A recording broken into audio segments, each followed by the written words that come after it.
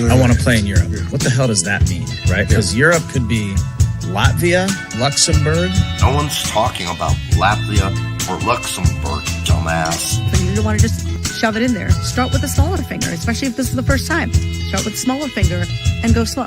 I mean, there's a lot of things that need to change. Honey, eating it is the best thing that you can do for your man. I want people to realize I'm just human. I'm just human, and I make mistakes. So this guy, Derek, wants to know, is putting your tongue in an ass really the thing to do? Yeah, it feels really good. It's a weird one, I think. And I know you want me to toss your salad too, don't you? All right, on that note. What are you saying, bro? You are. Stop, bro! Stop, bro, help me and stop!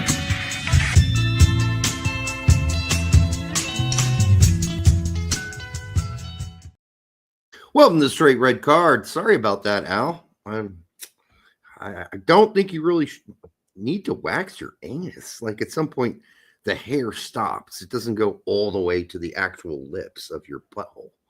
So I find your comment there a little disingenuous. You know, who has a hairy anus? Honestly, Brett. Maybe he just doesn't feel alive, Derek. You don't know. He's just waxing it when there's nothing there to wax. So, yeah. Let's do it. Woo! Rip you! Nice. I'm not shaming you, Al. You do whatever you want with your anus. That's your thing, buddy. Anyhow, welcome to the show. I did want to start off by saying, here's my question to you. You know, we always make those giggle jokes about 69. Nice. Mm-hmm. Is 69 really anybody's favorite position? Really? Whose favorite position is 69? Can't imagine it's anybody's favorite position. It's not, because you're doing work and it's hard to enjoy what's going on while you're doing work. The same thing got to be for her too. You know? I think it's a fine move. Everybody's got to do it. Oh, I did the 69. Okay, cool. Glad you did it. Just don't think, it's that great of a position, frankly. But we'll still giggle about it, I suppose. Also, interesting thought about humans in their most ancient form. What was the first real weapon that you think the cave guys used? You know, before they had spears and all that shit. Stick or a rock, I imagine. A rock. Yeah. So it's like I said, it's whatever's closest at that time. You know, you have a saber-toothed tiger coming at you, you grab whatever you grab. You know, stick. Rock, stick, rock. Yeah, seems like rocks would be really good, because that if you're really good with rocks, for instance, and you can find the right size baseball size rock, and you could chuck it at 70 miles per hour, you clunk someone in the head with that, you could kill them, right? Yeah. Well, so. I think I'd be curious to find out how many, how often, cavemen went to battle with other cavemen. Oh, I'm sure tribal things. Tribal I don't know, man. Everything else is trying to kill them. I feel like they wandered across some other tribe and they said, "Hey, you got some saber tooth? Sweet. Can I have some saber tooth?" No, it's battle for resources, right? Yeah. Not that there should be lots of resources, but not within a confined area.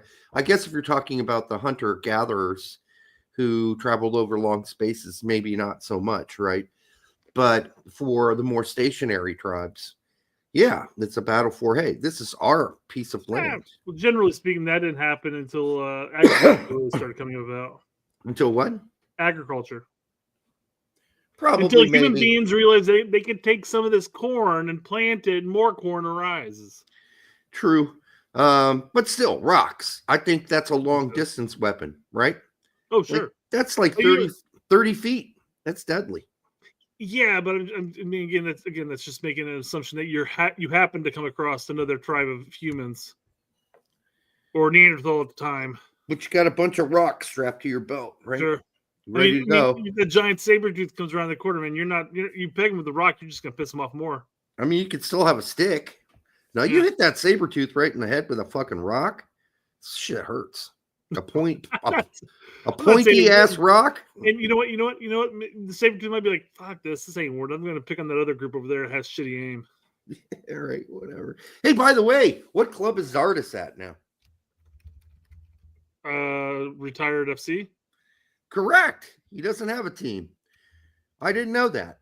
I was watching the LA Galaxy this weekend, and a bunch of guys had sort of the skunk hairdo, and it reminded me of Zardes. I went, oh, wonder what he's doing now. He hasn't retired officially, but he has no team. You would think somebody in USC would have picked him up by now. Really, you would think that by now. Also, UFC. USL? Did I say USP? He's going into fighting now? He's into fighting. Zardes. Hey, man, it could happen. Also, Indiana University fails to make the March Madness tournament again. Wow. Yep, out again. And everybody at one point thought they were definitely in after beating Ohio, but nope. So they're out. They didn't make it again. They'll have a new coach coming up here soon. Back to those glory days. Is there anybody else? Oh, Lucho Costa thing. All right. Well, call me when he's really, made the move to be a U.S. citizen, and that's really something that's going to happen. I think I may have mentioned that last time. We talked about it briefly, yeah. Yeah. Okay, that's all I got right now. What do you got? Oh, snap. It's already to me, huh? Yeah. So, you sent this my way, Derek. But I feel like this video of a person, we're not going to play with audio or anything like that, is as if two online memes merged together and formed one person. Yeah. So I want to show you the meme before we show the person, okay? Okay. So here's one of them. Yeah. So you got this. Kind of a standard troll type meme. Yep. And then you got an actual troll. And then you got, holy shit. Sigma Chad, if you will. Is that a real person or is that AI? No, it's AI. Okay, that's just unreal. That's and you put those two together. Who do you get? What the fuck happened to this lady? This thing. What happened to her? I think she was stung by a bee. What's the more frontal thing look like? Can we move the video around to see what she looks like more frontally? Oh my God. What's with the cheeks? Does somebody think this is good? This looks good. Major cheekbones, but man, look at that jawline too. Oof. Yeah, but I mean, it doesn't go down a lot. Like if she got rid of those stupid ass cheeks, she might look like a normal human being. Yeah, that's still fucked up. That thing. Yeah, but that's because she stuck her lips to a vacuum cleaner. Why do people do this to themselves? I don't know, man. I just don't understand it. Anyhow, very disappointing and depressing to see shit like that. She's not. I'm sure if you went before she got all that done, she was probably a very attractive lady. Probably an attractive lady before all the plastic surgery. Yep. Yep. Why? It's just a shame. And now, my only hope is this is like a 15, 20-year-old video, and this is the first person to ever get plastic surgery done. No, it's not, unfortunately. Yeah. Oh my goodness. Yeah, it's such a tragedy. People do this to themselves. It's self-mutilation is what it is. That's what that is. All right. Sad. Yeah. Always sad, yeah. I'm once again drinking a Taxman 10.0 alcohol ABV, and it's their quad, and it's potable. I've got toilet water. Oh, yummy. With urine or without? I mean, there's gonna be a little bit in there. I mean, it's a little cloudy. It could just be my tap water. I don't know. Okay, it looks like a little soiled, but yeah. All right, what else we got? Well, we covered in last show the referee that got bit in the testicle, or maybe it was 2 shows ago. Mm-hmm. Either way, we got a clip here of a guy who basically reads off how the referee describes it. Okay, I thought it'd be fun to listen to it. All right. I mean, I think it'd be fun to listen to, but somebody sent it our way, so I listened to it. I'm like, hey, we can listen to this. No, a friend of a friend. Yeah. McLovin? No. The guy on the bottom. All right, here we go. Guys playing. And I'll just let Stefan's description take it from there. While I was checking the FC Taxi player's ID, a small child was doing warm-up exercises alongside the players. He came closer and closer to me, then suddenly, to my complete surprise, gave me a sharp bite in my left testicle. Then, because of the extreme pain, he was unable to actually referee the match, causing it to be officially rescheduled. But what? A child? Yeah, no, it was a child, but I assumed it was like a kid's game, and he was pissed off because he got a yellow card or something like that. And, this is warm up before apparently an 8th division game in Germany. I didn't realize it went that far in Germany. 8 divisions. I thought it went to like regional, and that was legit about it. I'm sure about that. 8th division could be just a child's league. I don't know. But either way, he said it was a kid, right? He said there was a kid that was warming up with the other players, and came over and apparently just bit. Jesus Christ! I've never heard of such a weird thing. I've heard of all kinds of testicle injuries, but never that one. Barrel kid. Got Suarez's kid. God, that's horrible. All right, let's listen to a little bit more of this. I tell you, unfortunately, this leaves me with more questions than answers. First of all, how are your testicles so accessible when you're about to referee a game? Aren't you wearing that athletic underwear that keeps the royal jewels nice and tight, right? He's got a point. He's got a great point. 100%. Why? I mean, the kid would have to really go smush into your region. Wouldn't you immediately, if somebody came near your crotch, back the fuck up? Like, hey, what are you doing down there? But for him to get a clean bite that quickly, they must have been hanging. Was the referee helicoptering around? How are they accessible? That's a great question to ask. It could be dangling out of his shorts. Yeah, always possible. That's very possible. Or is he just freeballing it? He's just hanging it out in the breeze, and then somebody's young kid gets out onto the field and goes, ooh, lunch. Look, I can't even begin to imagine the pain of a child that doesn't know the damage that they're inflicting, chomping down as hard as humanly possible on. Could you imagine? Yeah, it's it certainly wasn't just coming up on a nibble. Well, you don't have to. By the way, clumpers. You don't have to stop this because this guy is a friend. Oh no! I'm just stopping it where I want to talk about this, but it's over anyways. He was going to mention much more after this, but he's not coming after us. Oh, I don't think he would have. But I'm just saying. Yep. Anyhow, for the 107 of you here already, thank you. Make sure you like, subscribe, and share it with your grandma. You're here on both X and YouTube. Feel free to comment in X as well. All right. What else we got? Uh-oh. Brett is frozen. Or am I frozen? I can't tell. Is Brett frozen or me? Uh-oh. Uh-oh. It's me. Okay.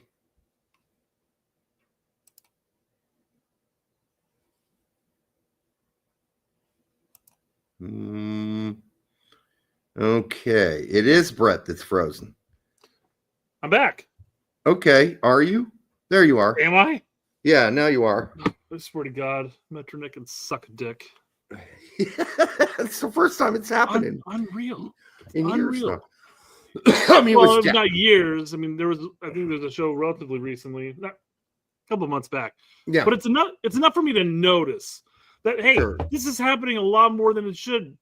Tell your third-party companies who are digging all the fucking holes for the cable to go down to stop cutting your lines. Yeah. Brett got on Pete's Wi-Fi. Good call, Tyler Reynolds. I've got Meg's router. Meg's router is horrible. That is horrible. How she even is able to get online at all is a shocker. Yeah. Well, let's go through this because I'm not sure how much longer I'll survive. Oh, Jesus. Let's so Derek, just a blip. Go ahead. Yeah, hopefully. Did you hear that Ted Lasso is apparently coming back for a season 4?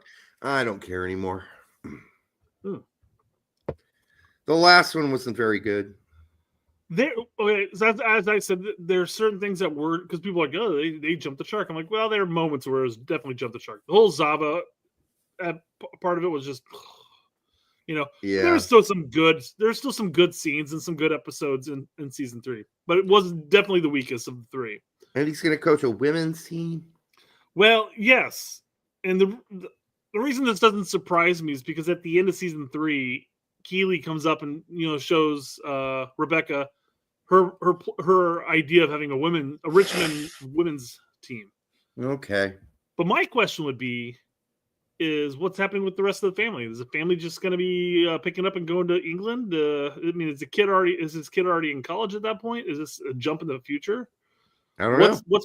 Why are we doing another season of something here? But good friend of the show, Chris Gilroy, said I was talking about this is just a bad setup because somebody had asked like, why isn't he coaching an MLS side? Well, that's the point. I mean, how is that funny inherently? But I don't see how coaching a women's team is inherently funny either. There's gonna be a lot of jokes to be made there. There are plenty of men who coach women's teams. Sure. What makes him so idiotic that he wouldn't know how to do that, Ted Lasso? What would still mean as this guy says, he's still a bit of an outsider. Like how? In what way? So many men have coached women's teams now. This is not an outsider thing. But it could be an outsider for him. He might be a bit awkward because he's never coached women. I don't know. I'm spitballing ideas there. Because the only reason I bring this up is because Chris had mentioned him coaching Houston Dynamo after Richmond. It's not there. It doesn't make any sense. And I said, well, come on. It's got to be Sporting, right? This is from Kansas. Mm-hmm. That's the obvious answer. It could be. But anyhow. I don't know. It's this brings me to another question about TV shows in general. Because what you usually have with TV shows is they see obviously the money coming in from them, and they're just like, well, we're just going to keep doing this and keep doing this and keep doing this until the well dries up, And usually you get to that point where it's like, okay, well, it's like a caricature of what it used to be. Everybody's like their hyper extended one character trait. Joey was the idiot that hound dog a bunch of women. Chandler was a sarcastic one. Talk about friends there, but it goes across the board with everything. Rarely do you have a show that just ends when it's supposed to end. I mean, I know Breaking Bad ended in 5 seasons, and they had it planned out that was going to be 5 seasons, period. And it made sense with Breaking Bad, but here I think this is a stretch, and I don't know. I mean, are we going to make jokes about him having one of the players come on to him or accidentally running into them while in the locker room while they're still taking showers? What kind of jokes are we talking about here? Well, that's guaranteed. That second one, definitely. I don't know. It's I don't know if we talked about this already, if we brought this up on another show, but I always thought that the natural progression there would be to have Ted as a kind of a bit character, comes on like every 5th episode as kind of a bit, a motivational thing. And then you just follow Nate, Beard, and Roy around running the same team. Yeah, that would be cool. Just keep it going. It is his baby, right? He can still accept all the money that comes with it and just not have to act in, right? Okay, I'm bored of the show. Yeah, I really am. I agree. I don't think it's gonna be that good, but I don't either. I could be wrong. I'll watch a couple and see. I'll give it a chance. Yeah. Yep, I'll give it a chance. All right, what else we got? We got Lawless yet? That's bringing it up right here. Okay. Is it wrong, says Matt Johnson, to take glee in Man City's poor performance this season? I need you to make me feel better about my basking in the Glow City stumble. My therapist doesn't want to talk about it. And his response is kind of weird. Well, I want to hear your response on this first. Well, my response is Schadenfreude is fine in a lot of whole different cases. Maybe it's not fine here, but if you're a sports fan and you have a big rival team that you don't like, yeah, you might be happy about their losing. But I don't think, as he says here, it's perfectly natural reaction to take glee in the struggles and failures of those with more power, wealth, and/or success. Where are we going with this? Well, that's basically saying it's perfectly fine to be gleeful when the superpowers up there fail.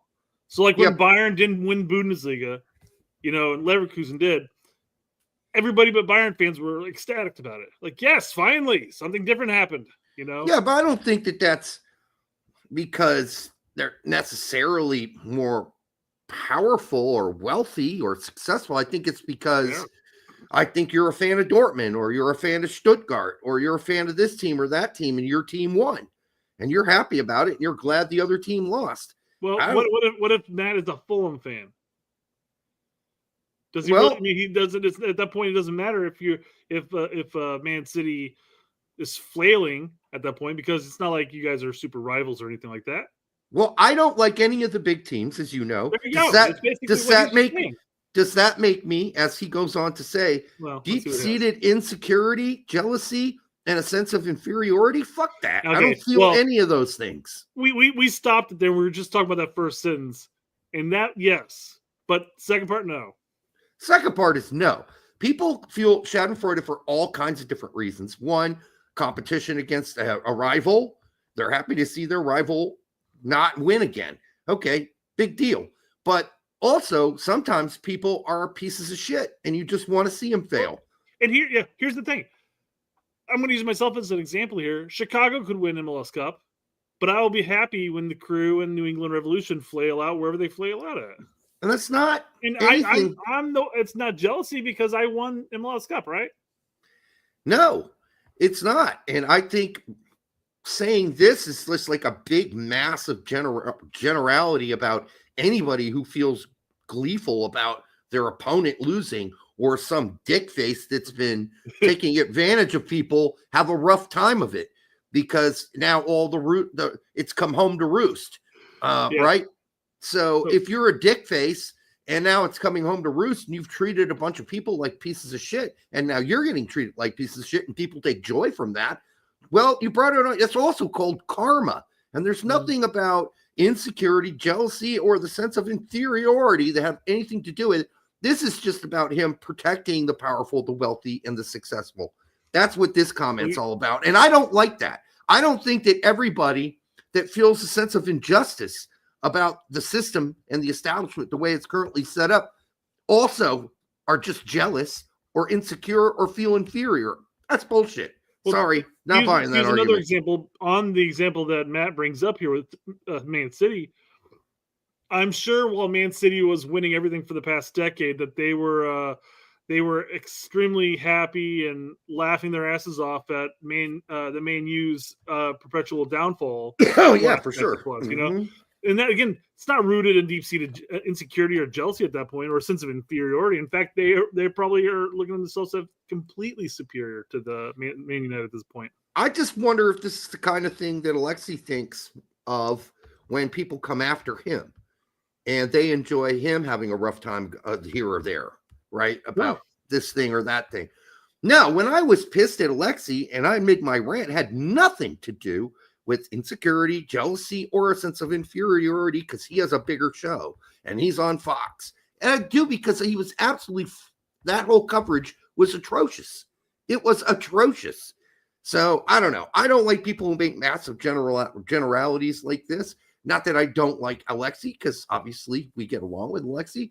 I mean, he's not our best friend or anything, but at the same time, I don't like this post. I just don't like it. All right. Sorry. I let him know too. I let him know. Yeah. That's good. So, okay. All right. Got to bring up a bit of a troll job that it seems like everybody fell for it. Everybody fell for it, except for just a handful of people. And this has nothing to do with USMNT national team soccer or anything like that.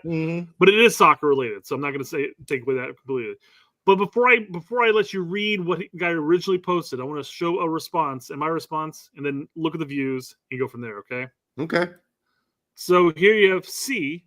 He goes, "Why didn't you get Twitter blue before this tweet? At least you could have had a reason for your trolling." And I go, "That's I thought the same thing." So we're going to scroll up here. As you can see, the guy got 8.9 million views on this post, okay? Yeah. What do you think? It's soccer related. What do you think it could have possibly have been to pull in that many views? Could have been anything, right? Yeah. Well, it says Teemu Pukki got 22 Premier League goals and Player of the Month awards over 2 seasons, yet never got an England call-up, and Ipswich fans think Delap should get one. Ha ha ha. Yeah, well, obviously, firstly, Teemu Pukki doesn't play for England. And 99.9% of the posts here will say the exact same thing. But if that's a troll, it's kind of hard to really judge if you don't know who Amarillos is. You just think he's an idiot. And I think that's kind of what he was banking with on the post. Well, he won. Yes, winner. Nope. No, I sat there and looked at that, and I go, this has to be a troll. And I scrolled through a couple of them. I saw him responding to a couple people. I'm like, okay, no, he's absolutely trolling. Yeah, he's trolling. Pukki is Finnish, as Alex Caveman correctly points out here. Yeah. Okay, didn't see that one. Who would have seen that one? Uh-huh. Okay. Something else you have not seen, Derek. Okay. Is an insight into Christian Pulisic's love life. Oh. So we got a little video here from Paramount Plus. Okay. They don't hit us. They don't usually hit us. So. We'll watch it. We'll pause it. We'll do our normal shenaniganry. Yeah. I slid in the DMs, as they call it. Oh, I've seen this. Oh, you have seen this? Yeah. He slid into her DMs. She didn't even know who the fuck he was. Yeah. She had no clue who he is. Have we done this? Yeah, we have. Aw. Had a whole 2-minute bit going on here. All right. Now, we've done this. This came out 3 weeks ago. I didn't think we did this video. Did we talk about it then? We kind of did one clip of it, and then that's about it. Yeah, but, clearly he's not. All right. Well, that was quick burst. Clearly he's not a virgin, which was always a joke, Czar, by the way. Always a joke. Whoa. I have no idea. We still don't know if that's true or not. He just has a girlfriend. That's true, but I can. I don't need to see proof. I could only go off the private messages that were sent to me, telling me I need to shut up about him being a virgin. That's fair. That they personally knew he wasn't, and that I was wrong, and it's not funny. Okay, well, it's just a joke, and we do know he's fairly religious, right? So yeah. I was supportive if he was holding himself for marriage, if that's what he wanted to do. End of story. That was the joke. It's not even that much of a joke. The intro line to this little clip here, I slid into her DMs, as they say. That all I can think about is the what's his name? I can't think of his name right now. Bashimi. He's got like the backwards hat. He's got the skateboard. Hello, fellow kids. Yeah, you said that one before. Yeah, for sure. But man, so gist of it, he went on her Instagram. Everybody wants me to eat crow. I like your swing.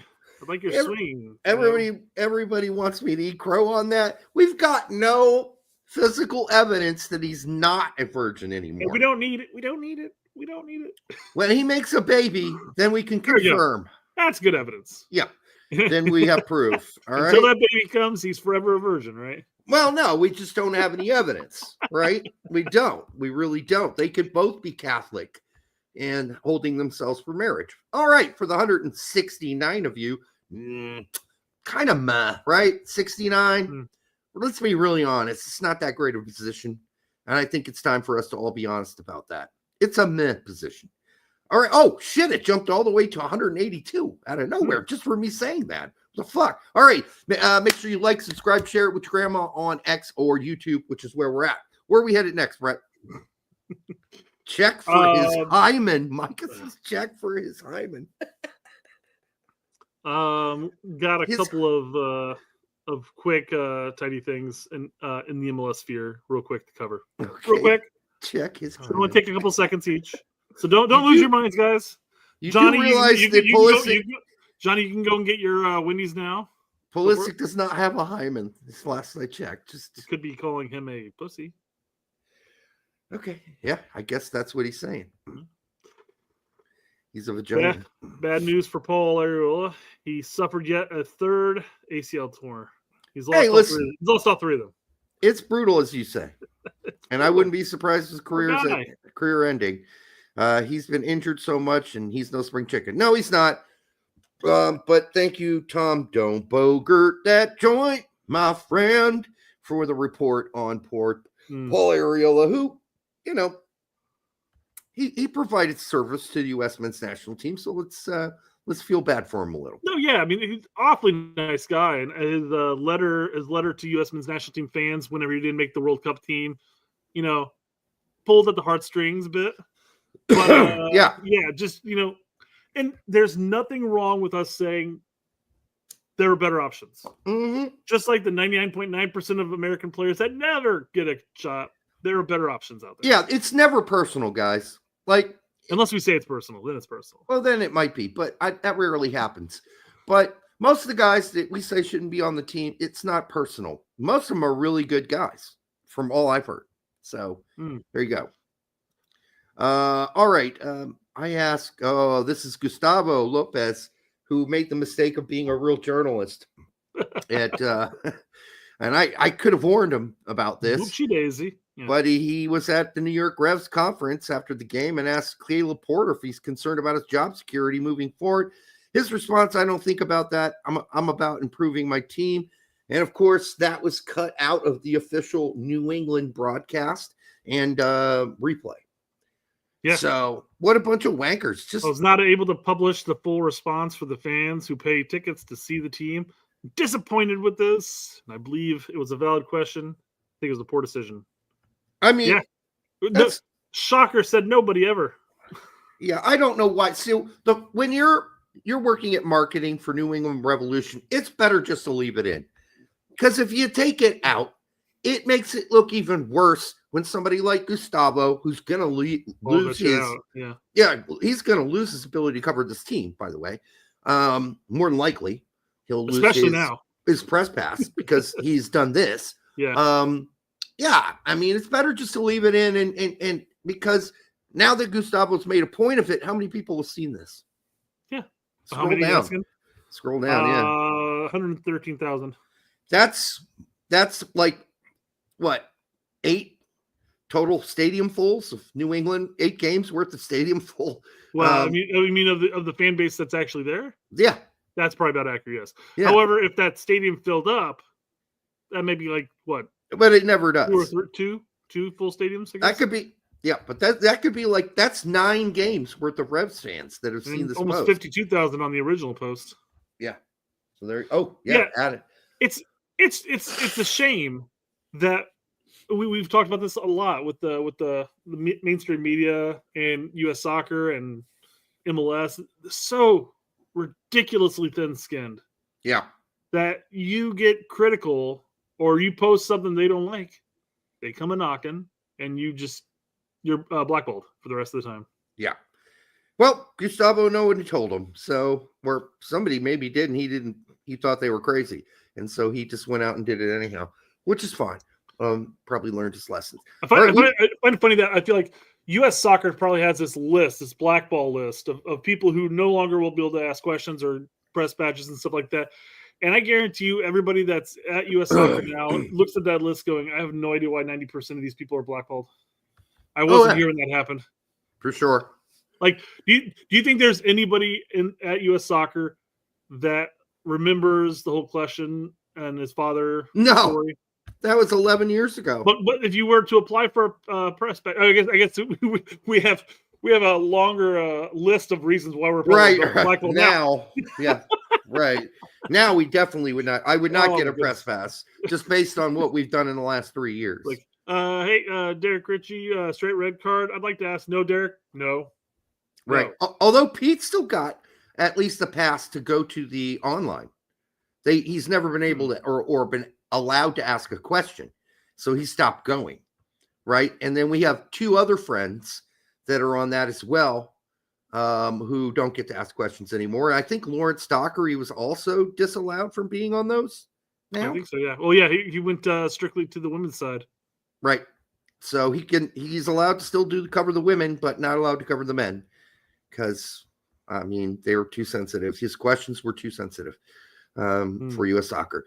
Anyhow, peace out to Lawrence Dockery on that one. Good guy. All right, what else we got? I don't know if they officially banned Meg. That was a question by Czar. They didn't ban Meg. They just stopped letting her ask questions. Yeah. Anybody got any questions? Meg's going, ooh. Me. Anybody? Nobody, really? Nobody's got any questions? She was a regular at one point who got to ask a question at every Berhalter. And then she asked a couple of hard ones, and that was over. You saw the smoke coming out of Berhalter's ears? Yeah, that or something else. He's squirming. You know, he would squirm and make silly facial expressions. All right. That was weird. While we covered this MLS thing, we went from 188 down all the way to 149. Now we're back up to 180. Isn't that crazy? You do one little tiny thing about MLS. We're gonna test this. We're gonna test this real quick. Oh, Jesus. Speaking of Greg Berhalter, he went to Toronto this weekend and beat Toronto FC 2-1, despite the fact they booed our national anthem. Yeah, whatever. At this point. I'm watching. Oh, we went up, Derek. They actually like Chicago, so we should talk Chicago more often. No, we should not. We should not talk MLS or Chicago. All right. They didn't take away a like. They just stopped watching, Czar. All right. Yeah. So, Derek, you got all the cred for releasing, the news that Turkey was going to play the U.S. men's national team. Everybody talked about it, like, from CBS all the way to ESPN, about how Derek Ritchie announced before anybody else that Turkey was going to play the U.S. here soon, right? Yeah. Yep, that was a month ago. I announced that.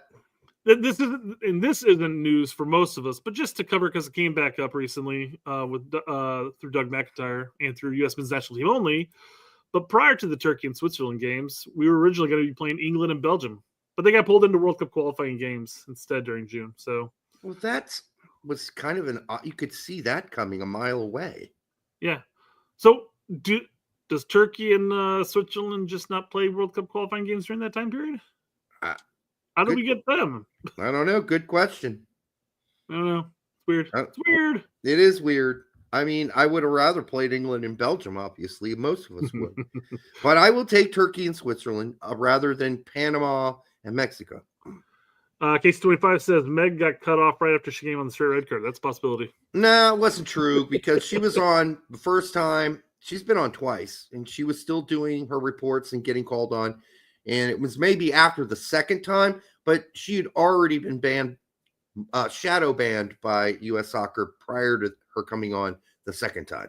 It could have, her first time coming on was talking about the Berhalter and Brooks debacle. Yeah, she didn't. Well, she didn't come out right and say there was a debacle. She just provided enough hints. Mm-hmm. Nudge, wink, wink.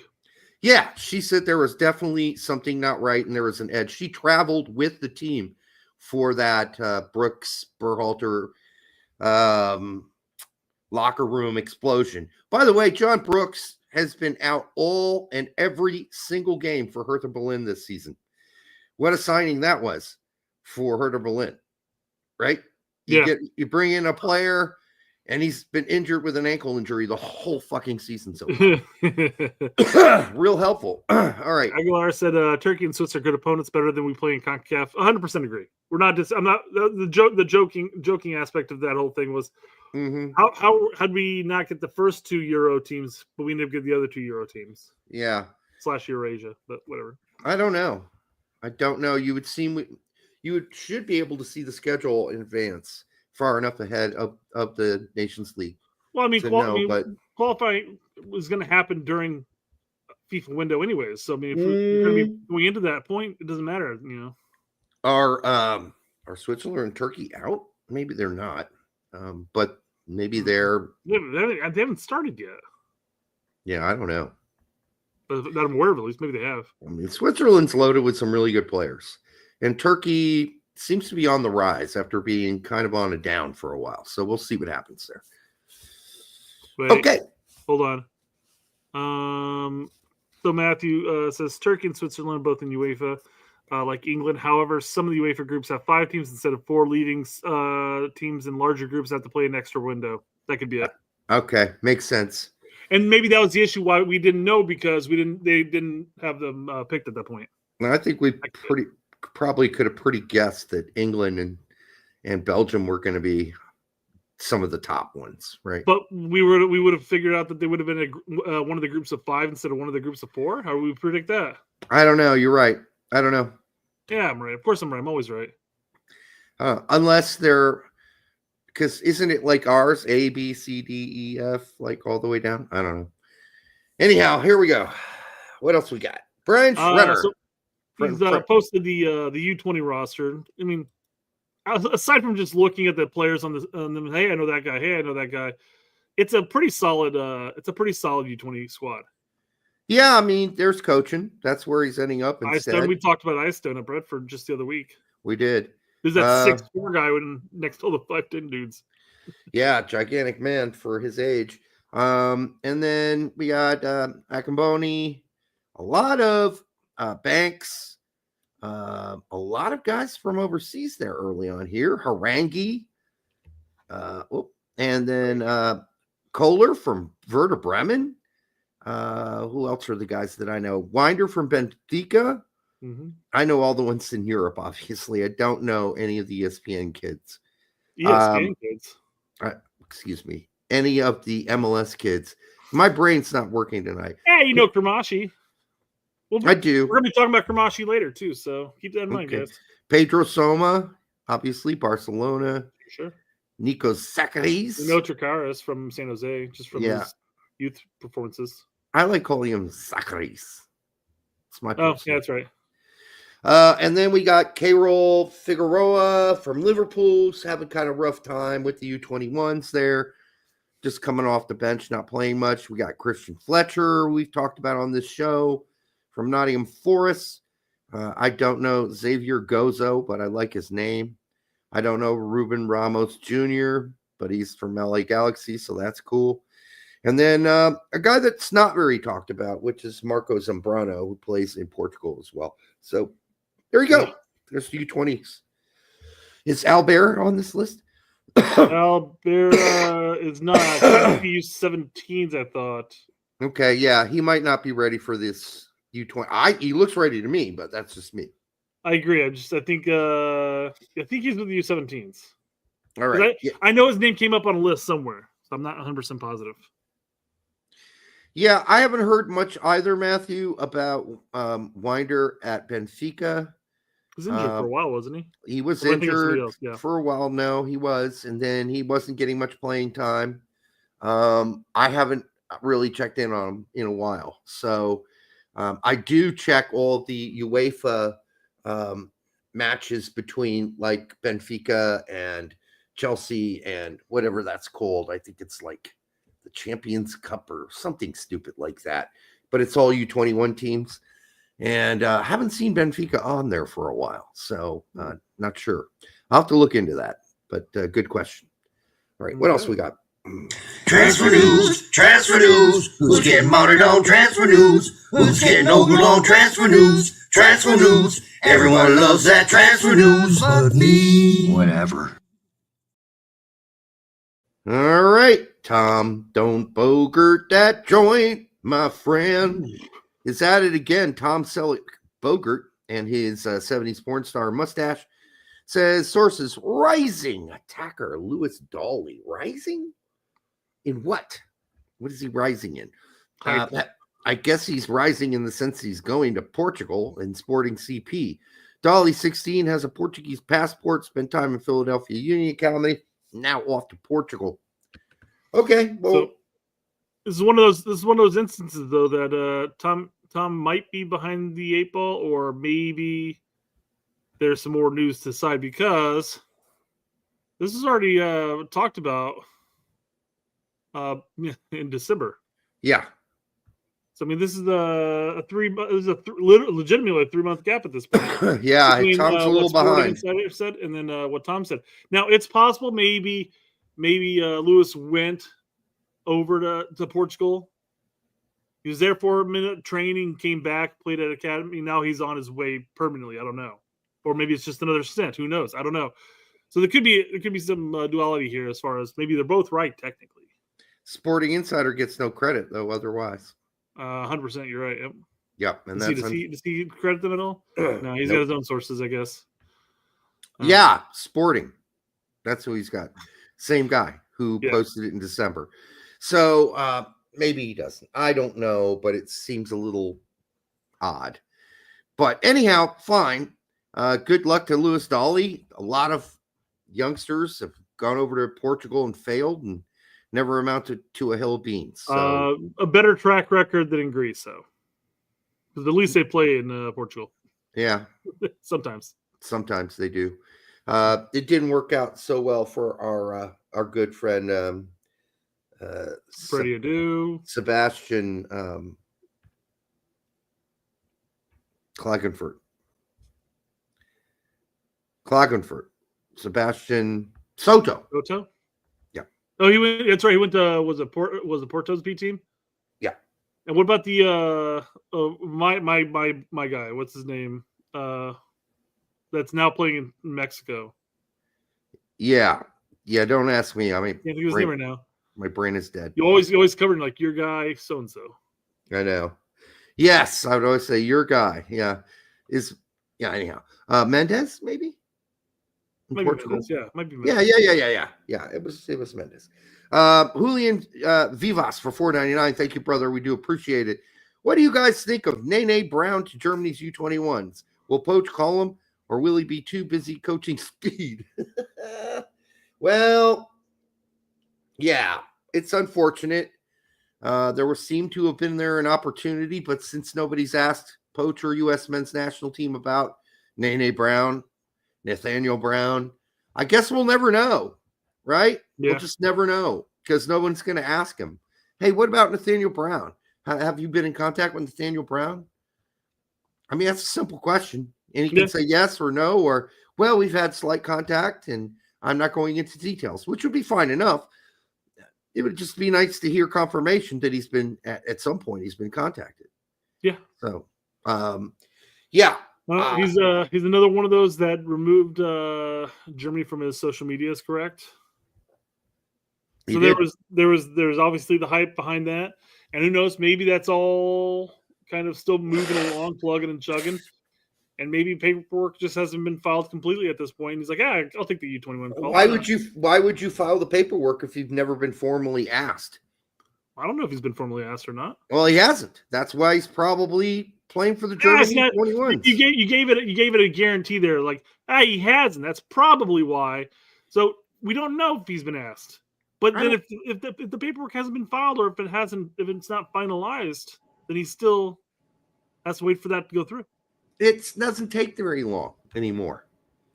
So if he wanted to play in this window and he was asked, and it doesn't take long. If he wanted to play in this window and he was asked early enough, it's not a problem. I'm sorry, it is just not. And this is not going to cap tie him to Germany or anything like that. He's already in Germany. The point is, if he's going to make that one-time switch, he would have been needed to be given the notice. Maybe the notice came a little later in that window option. It's no longer an option. Come on. The fact that he's playing on the U21s in Germany shows you how far away he is from making the German national team right now. Okay? He's a long ways from it. I'm just saying you have a tendency of making these broad statements of guarantees and then down the road, like Luna's never gonna make the Nation League roster, and then he makes the Nations League roster, and you're just like, I make so many guarantees that don't come true. I was wrong. Well, let's just say what happens if Nene's all of a sudden on the June window. Okay, you are June window? Yeah, the friendlies before Gold Cup. Well, that mean dumbfuck had actually given him a phone call and they planned something out. Again, he might have. May have just been late. I don't know. We're speculating here, of course, because nobody's going to ask him the fucking question. That's the problem. Nobody's asking him the question that has the press pass. Why? What the fuck? Have they been told not to ask that question? That's a possibility. I mean, I asked. They've done stuff like that before. We're not fielding any questions about X, Y, or Z. I asked Brian, and Brian had no clue what the situation with Nathaniel Brown was, and to me, that sounds weird. Man, I guess we had the pressure's coming up, man. Why has Brian asked a question recently? Have we had a presser recently? We're about to have one. Maybe we came on Thursday. We're about to have one, right? And there were pressers after the 60-man provisional roster was announced, nobody asked about Nathaniel Brown then either. Now, I don't know who got to ask a question after the 60-man roster because we just got to see clips of parts of the interview. I don't even remember going over the presser for that.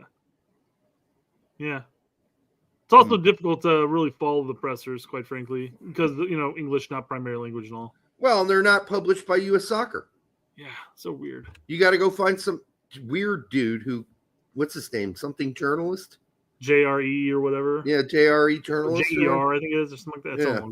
That's how you find the interviews for U.S. Soccer. It's ridiculous. All right.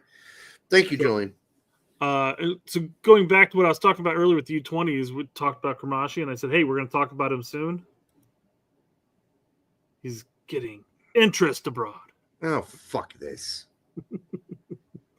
This is from the unofficial Tottenham transfer news blog.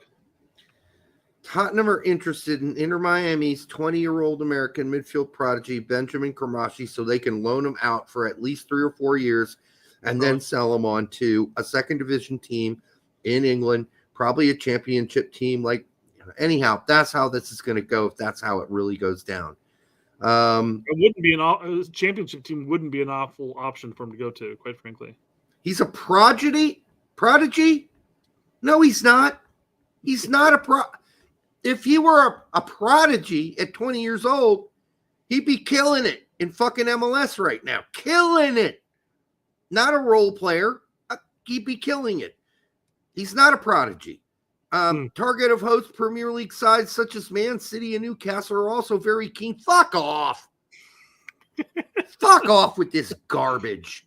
How does anybody actually read this and believe this shit? Has he watched a Miami game? He's a very serviceable 20-year-old player in MLS. He's not rocking anybody's nutsack off in MLS. I'm sorry. No. What a joke. He's a fine player, but he's 20. He's not 17. He's not 16 playing in MLS. He's not even 18. He's not a prodigy. I'll tell you what a prodigy is. Messi's a prodigy. Okay? Yeah. Ronaldo's a prodigy. They were both playing while they're still wearing diapers practically. You can even call Pulisic. Even Wayne Rooney was playing at 16. Yes, that's a prodigy. Yeah. You could call Pulisic a baby prodigy because he was playing at 16 for fucking Dortmund. That's a fucking prodigy. A 20-year-old playing for Miami who's a role player in MLS is not a prodigy. Shove that word up your asshole. Sick of this shit. And it's not to bash the players as a whole. Just, you start lumping these phrases onto players that don't fit. And then 4 or 5 years down the road, he could still be a very serviceable MLS player, but you're going to be like, oh, man, he didn't amount to anything I expected him to because X, Y, and Z. Yamin Yamal.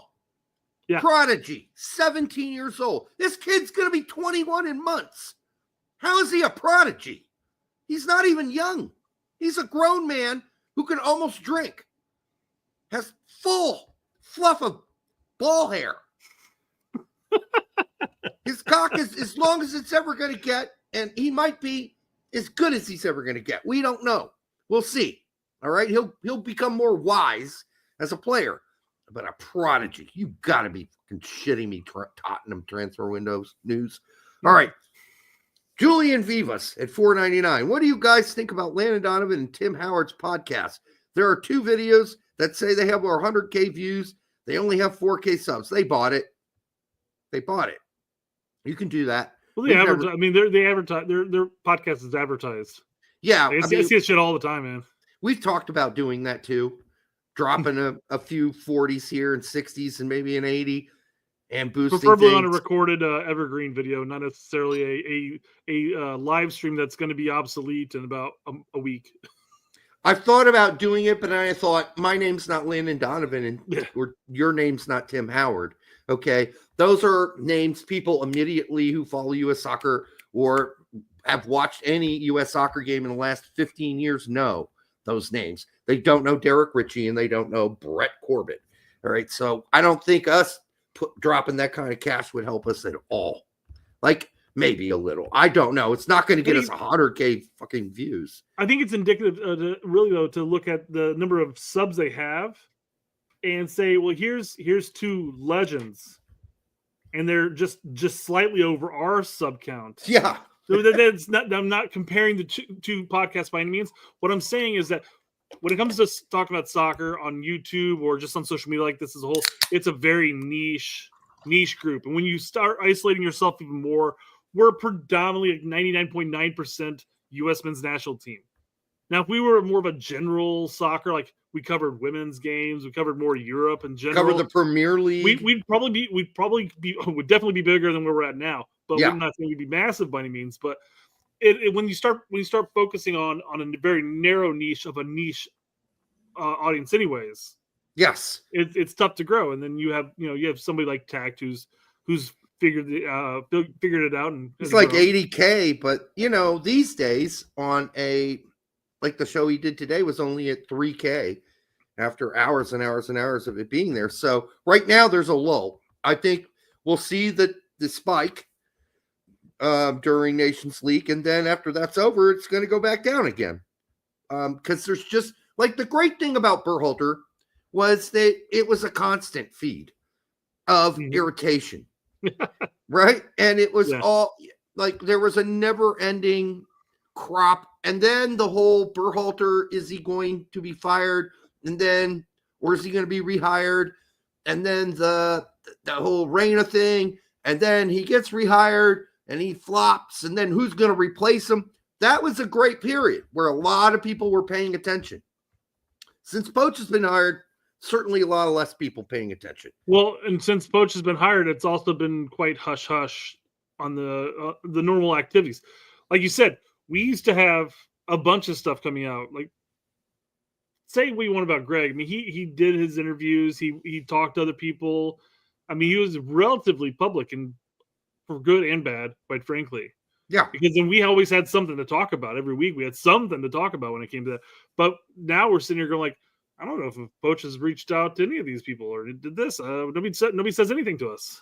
This is a classic from Colin. You guys are so biased that now you're claiming Howard and Donovan don't have a good insight. It's personal. Who the fuck ever said that? I'm hoping who said that on this show. I'm hoping he's referring to something in the chat because that's not. I hope so. You and I never said that. No, we've never said that. We've probably talked about the chat. The chat was going on while we were talking. No, it's because we disagreed with Howard on one or some things, and we disagreed with Landon on another thing. Okay, one or two things. We still think he's a fucking legend. Period. End of story. And so is Tim Howard. I have nothing but respect for those guys, but it doesn't mean they're right about everything. As you always say, that's the fallacy, right? Yeah, the fallacy argument, like of whatever you called it. I forgot it. God, I'm spacing. Put me on the spot. Yeah. Yeah. Okay. All right, let's move on. That aggravated me. Yep. Again, just to paraphrase our last topic there, as a whole, I think their podcast is fine. Yeah. But you're not going to see massive growth in their sub count because, again, they're a niche of a niche. So they're a niche of a niche, even though they're fucking legends. Yeah. That's crazy. Yep. Now, mind you, if they start, continue argument from authority. Thank you. Timmy. Yes. If they continue to be aggressive, one way or another on topics, and actually take a stance, which sometimes they do. Sometimes this goes for all podcasters, quite frankly. Sometimes you're on the fence. Sometimes you lean into it a little more this way or this way. But if they start taking stances on certain things, they may see a spike in growth. It just depends. Seems to me sometimes if you just have a really good set and you're really boring, that works too. You have a good set, bunch of shit behind you that looks good, and you're boring and you barely have an opinion. That seems to go over well. Seems to get a lot of views and likes. Again, I'm sorry. Does that make me jealous, Alexi? I don't wish bad on anybody though. And that's anybody. I'm just sitting there trying to think who you're talking about. But I didn't know exactly. You were name names and everything. But I wish anybody in this niche well, honestly, except for one person. And even him, I wish well, because Jake's got babies, so he's got 2 now. Well, yeah, we'll poke fun at the situation and everything, bring it back, and pull back from time to time. But again, if you were to say, "Hey, let's talk this out," I'm like, "Yeah, come on, let's do it. Bring it on." I gave him a chance to talk it out. He didn't reply. Again, I'm not holding any animosity towards him in that front. I don't either. We bring it up every now and then because it's a fun laugh. Mm-hmm. But again, if he wanted to come out and say, "Hey, let's bury the hatchet," etc., I'm like, "Yeah, sure." Well, he doesn't do a show anymore, so there's that. Yeah, that's true. So there's no point in burying the hatchet with us because he's not doing anything. He just sold the rights of the name to his show, curiously, like as if those dudes in England couldn't come up with another name for a show that would have worked with all the firepower they've got. They went and bought the name from his show. This is crazy. It's called Soccer! ! Somebody bought that from him. That's insane. Right, bought it just to squash it. No, there's a real show. I've only seen one show of it so far. So, but anyhow, go ahead. All right. So let's just jump into we'll jump into some Yanks and broad topics here. So you got get your sheet ready, okay? My sheets are always ready. Yeah, I wanted to talk about Brendan Aronson. This is after getting left off of the roster and everything like that. We saw Dark. We saw Dark Brendan next game and lit it up. Yep. We saw Dark Brendan. Like, oh, he's back. This is what happens. And then there were some injuries. So he came out as Dark Brennan, hoping that he would get called in in case there were injuries. Problem was he had another game prior to the injuries.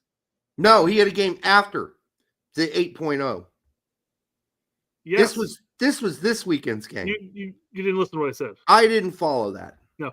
So I said in the previous window, he was left off of one of the camps. He was at Union Berlin. He played like a boss, and then he got brought in because of an injury. So this same thing happened here. He got left off the roster. He played like a boss.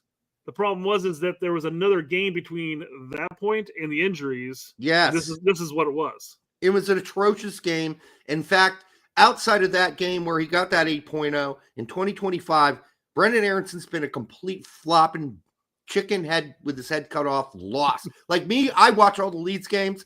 It's been bad. B-A-D, bad, with a capital big fucking B.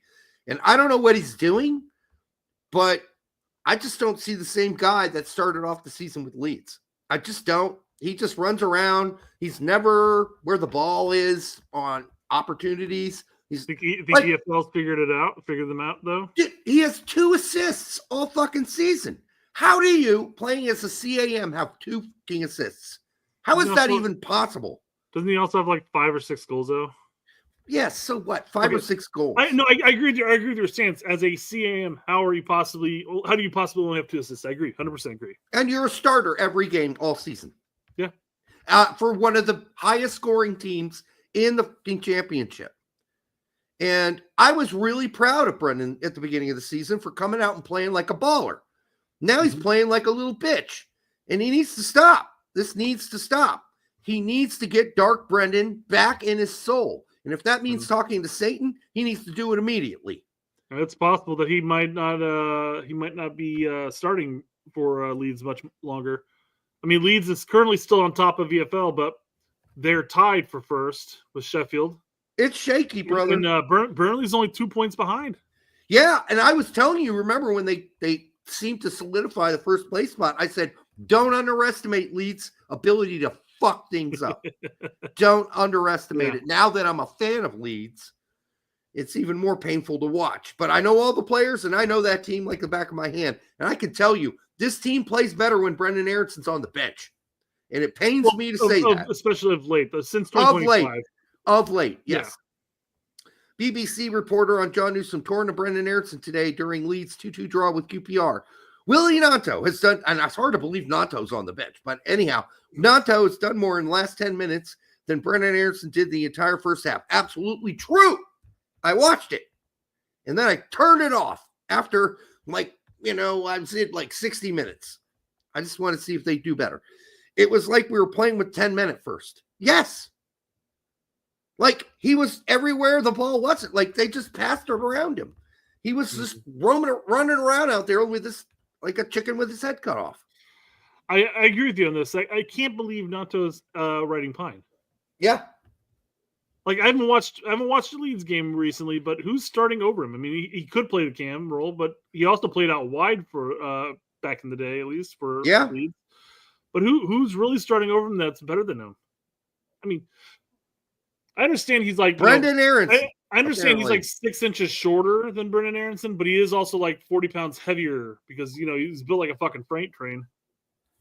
So it's like watching Reyna play or McKennie this weekend.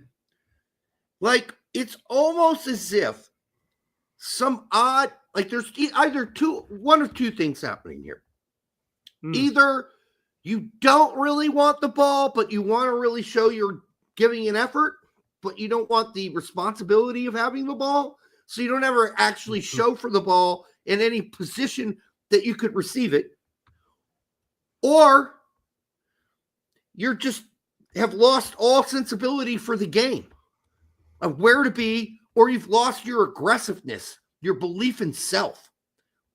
Like, that's what it seems like with Brendan Aronson. I'm not sure what the fuck's going on with McKennie because he looked kind of the same way for Juve this weekend. Like, drop into a pocket and ask for the ball and then get it and do something, which at least McKennie does that on occasion. But everybody's allotted to have bad games from time to time. Yes, but the way Juventus are looking right now, he needs to take more responsibility, and it seems to me McKennie doesn't want to take that responsibility. It seems like he's kind of shirking it, kind of saying, well, I'm going to be the hard runner guy, and I'm going to do a lot of work, but when we're on offense, I'm not going to step out and say, give me the fucking ball, which is what we need him to do, and certainly what Brendan Aronson needs to do, which is, and Reyna, not only show for the ball, fucking demand the ball. Fucking demand the fucking ball. How many times did we say that about Sargent? Now he does it. Now he's like, give me the fucking ball. You see it. He puts his arms down. He says, pass me the ball. He says, demands the fucking ball. We definitely said that in his first season when Norwich was in EPL at that point. But once they went down to championship at that point, it's like he grew. Well, first off, he had his child around the winter break area of when they were in EPL. Yeah. And then he got a couple goals and he started sitting there going like, ooh, is he back? Is he back? And then the rest of the season was like, okay, serviceable, but nothing really great. But when he went to the championship, he grew a full sack there. Yes, he did. So. And I don't want anybody to get confused. I am not comparing McKennie to Brendan Aronson and Reyna. What we've seen from Brendan Aronson and Reyna recently is putrid. What we saw from McKennie this weekend was just a bad game. Or he did, like I said, he did create a couple really good things. But it doesn't look like he wants to take the full responsibility of being the CAM there. Not the full ride. Which he should just embrace it and do it at this point. And go ahead. Jumping back to the whole Reyna thing, I really do think that he's just coasting it until summer. And somebody says, and good point, Casanova, I always feel like I see Giovanni asking for the ball. That's true. But you know when that arm usually goes up? When the ball is all the way on either wing and he's kind of drifting outside the box. Those are not easy passes to make. You want the ball as the CAM, and maybe he's been told not to do this. Go out near the wing and drop off to a spot to get the ball in an empty space. But no, he just hovers, and he puts his arm up like, cross it here. Cross me a ball, I'll go get it. Well, I mean, I don't know. Well, we've talked about Gio's game of late a lot, especially of recent. And we've talked about how Dortmund doesn't necessarily play the Gio style ball that he's used to playing at Dortmund back in the day. And Correct. Of course that's both on him and not on him. It's mainly on him because he's got to adapt at that point. But if he already sees the writing on the wall and he's already counting the days until he can leave Dortmund, again, he's going to go out there. He's going to move to open spaces, get the ball, make the sideways or back passes, occasionally look to make a cross field change of play pass. But he's not putting in the effort that he usually puts in when he's out there. Do you really think? I mean, it seems crazy to me. I'm bringing out a totally different point of view here, Brett. But if I put myself in Gio Reyna's shoes and I'm getting starts, I am going out there and I got a chip on my shoulder the size of goddamn New York. And I'm going out there and I'm going to fucking kill motherfuckers to get the ball and win it and to prove it.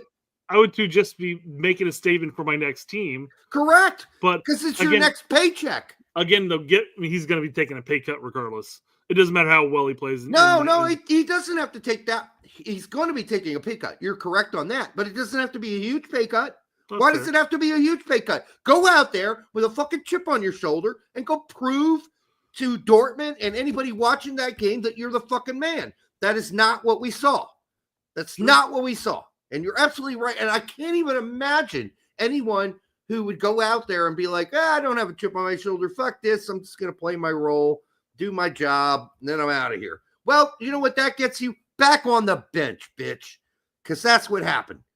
And you got to go out there and fucking ball. You got to ball. You got to say, I'm hungry. I want to prove something. He is in no position whatsoever, Reyna, to coast. None. So I hope it's not what you said, but I didn't see what I said either. I didn't see the chip on my shoulder like I got shit to prove. That's what I didn't see. All right, for the 321 of you who were here a minute ago, make sure you like, subscribe, share it with your grandma, and make sure you hit the sub and the like. All right. Sorry, I'm getting irritated about certain players right now because here we are heading into Nations League. And we are seeing some really poor performances. The one guy that's not showing anything shitty right now is Pulisic. That guy, when he wasn't getting the balls and getting the passes, he was fucking pissed about it. You could see it. Now, he does make that cryy looking face when he gets pissed instead of making sort of a pissed look. Like a little mopey, not even mopey, just like it really is a crying. Right.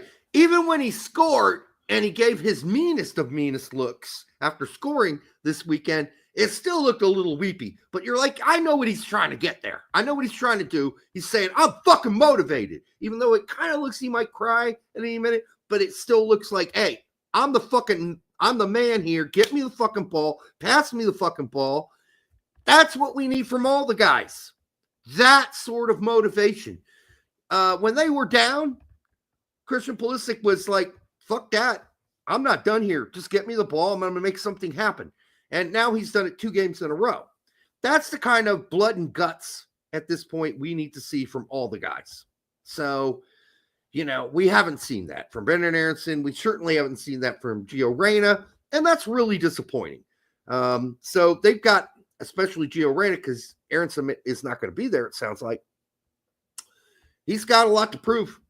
Not to the U.S. men's national team, but to anybody watching, if he wants a contract that's going to be worth its salt and layer his pockets with money going forward.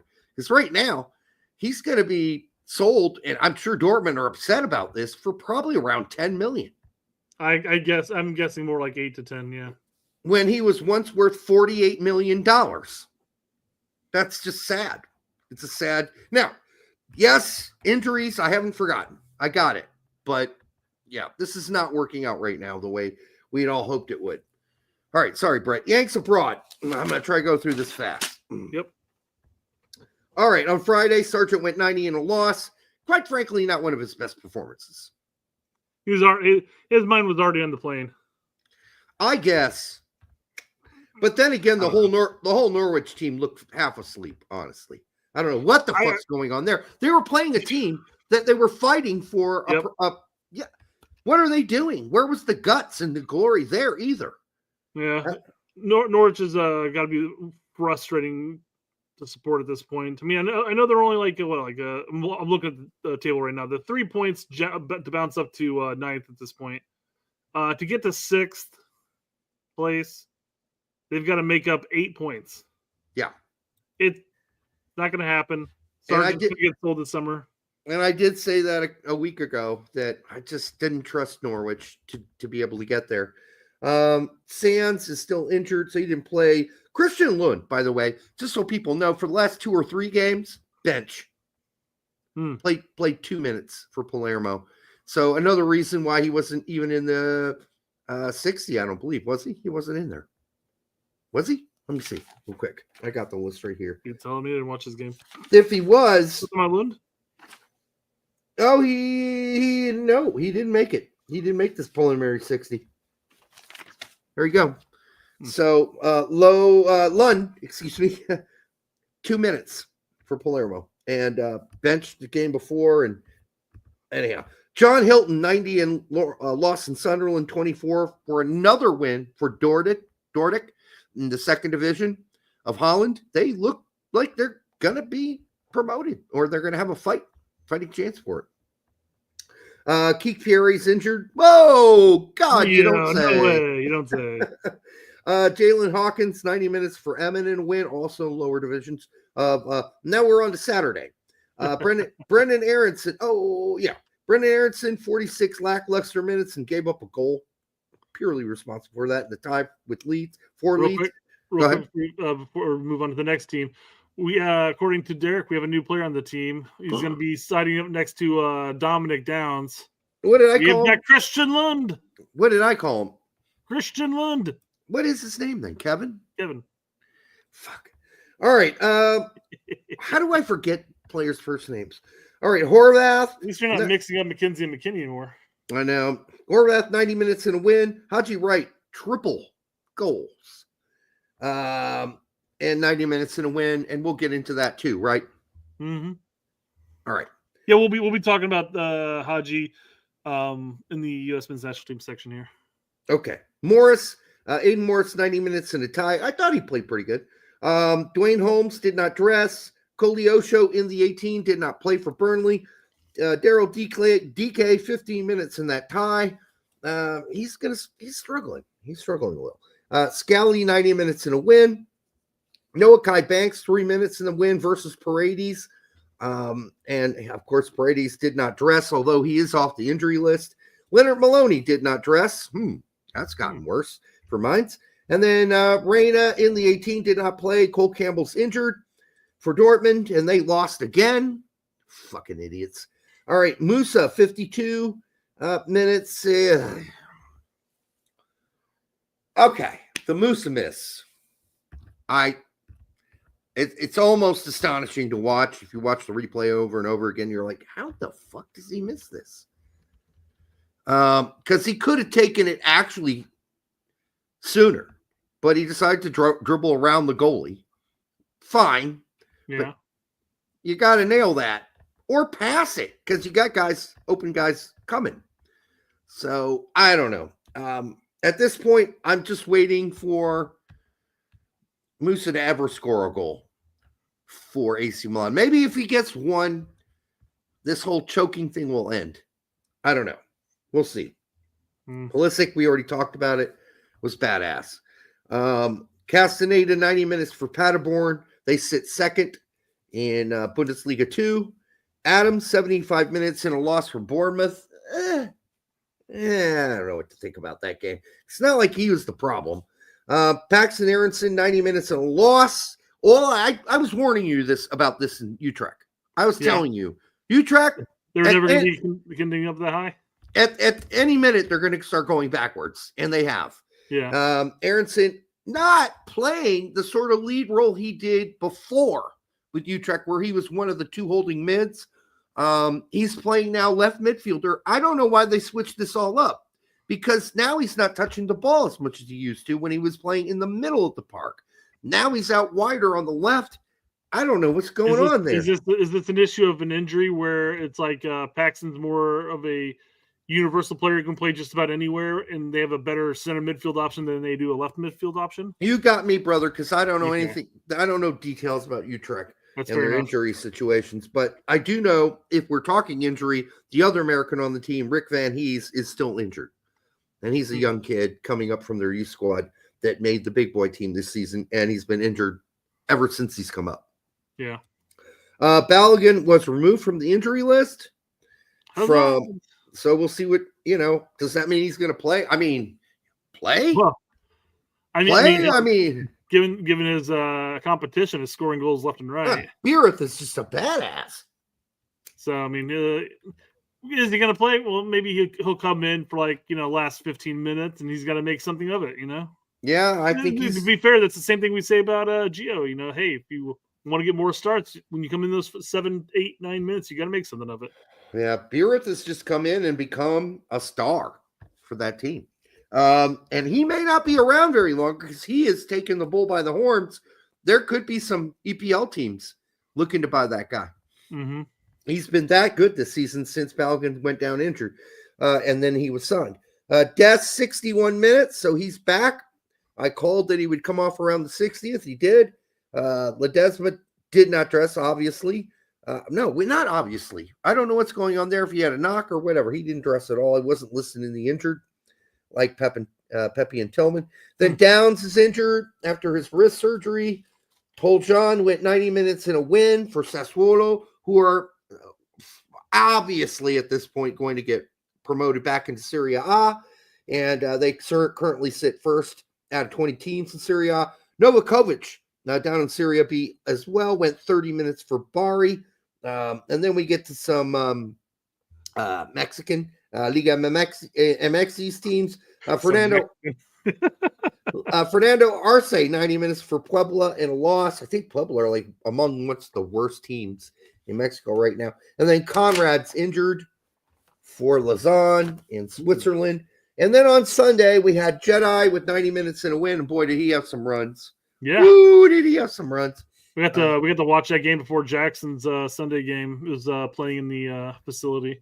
Yeah. And we happened to come across their did they win 1-0? Was it 1-0 game? Yeah, the goal. Mm-hmm. And then, Jackson's like, oh, that was a really nice goal. It was a nice goal. Yeah, it's very satisfying as a Fulham fan to watch that game. Since I had to watch a lot of shit games this weekend. Tanner Tessman, 45 and a win for Lyon. Good. Modic was on there. He was 45 or second 45? Second. Modic got the start. He was completely ineffective. He came on. They looked a lot better with Tessman. And then McKenzie, 90 minutes in a rare loss recently for Toulouse. John Tolkien was in the 18. I don't know if he actually got to play. I didn't follow that all the way to its end there. I know. I think Edgar said that Tolkien did play. I might have played the last 10, but I didn't watch it. Holstein. And while you're doing that, I'll just go on. Busio lost. It's official now. His starting spot. This is 3-4 games in a row. He played 3 minutes. So not only Tolkien came in, yes. 10 minutes, 15. I'd have to pull it up and take a look. I looked on the wrong thing. Yeah, it doesn't matter. He played. Okay. Yeah. For Busio, he's gone from a bench player who played 10, 15, 5. Now he's down to 2. Okay. Not good. 3. 9 minutes plus. Okay. 10 minutes. So, and then McKennie, 90 minutes and Weah 74. I was texting Brett. It's like, I will never get this 90 minutes back in my life. This is a soulless game. Juventus have no soul. They suck. This is awful. It's horrendous. Second week in a row, you've convinced me not to watch it. I know. You're going to watch the replay. I'm like, don't even bother. It's that bad. Don't do it. Don't do it. I'm like, all right, good. Okay, I got other things I can do with my 90 minutes. Right, and it's your team too. So just thought I'd warn you. Cardoso's injured. We'll talk about that in a second. Who's going to replace him? Fossey went 90 in a tie for Standard Liège. Brian Reynolds went 90, and so did Yao. Yao had a goal on a penalty kick, and they won that game. They needed to. They were dropping. So this should help. Zahir Leslem is back from injury, went 34 in a loss for St. Truden. This is in Belgium. Taylor Booth went 63 for 20 and a loss. Yeah, something not right with Taylor Booth. Something just not. It's just something off. Don't know what it is. Ryan Shipley, real quick, said Juve last 2 games 7-0. Yeah. Ouch. Yeah. For a team that prided itself on not losing and basically time because they had a solid enough defense, and then just been crapping it recently. Does Moda keep his job? I don't know. It's a 3-year plan. It's the plan. You got to follow the plan. I've heard this at Chicago for decades. Respect the plan. It's a 3-year plan, and then 3 years go by and it's still shit. Colin says Cardoso faking that injury. I don't know why you would do that. We're too close to the World Cup to do that. Yeah, you can't do that now. Like, if it was like 2024, maybe you fake an injury, but 2025, it's too close to the World Cup. You need your new coach, Poch, to see you as much as possible. Bello, 90 minutes at Dennerin, 74, and a loss for Lask in Austria. Maurice Malone, 59 minutes and a win for Vienna. Rokstas Pukstas, 21 minutes and a loss. And fucking your boy, Gattuso, lost his shit in an interview afterwards.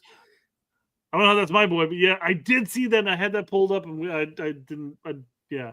He wouldn't shake one of the announcer's hands and told him he was overly critical. You're being very mean. You're being very mean. I'm going to talk to her. No, I'm not talking to you. Yeah, I'm going to talk to her and him, but not you. And you've not been, real about all the injury. Anyhow, I don't know what's going on with Pulisic, but 21 minutes. He used to be a starter on this team. So Gattuso maybe just doesn't like him that much. Matthew Hoppe did not dress for Sanderjiski. Not sure. He's not listed on any injury list. I checked the injury reports. Nothing there. But Jose Gallegos was in the 18 for Sanderjiski. He just didn't play. So 2 Americans on that team. And then that was against Jasson's Aape, who went on to win the game. In fact, Jasson got the 90 an assist. He went 90, and they beat Sanderjiski. So Matthew Hoppe not cracking it there yet. Aloski, 20 minutes for Nord's Jalen. Matthew Dietz, 90. Green, 61, and another loss for Greuther Fürth. They're now sitting 12th of 18th.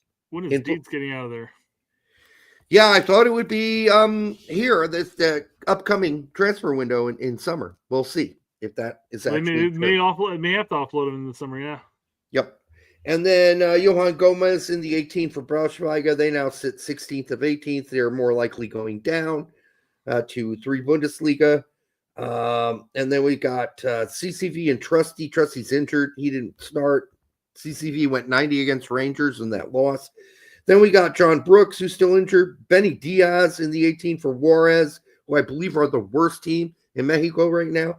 Zendejas went 79 in a win. And is there more? Yes. I do want to report this. Nathaniel Brown went 90 in a win for Frankfurt. Joe Corona, 12 minutes and a loss for Tijuana. No, Tijuana's the worst team.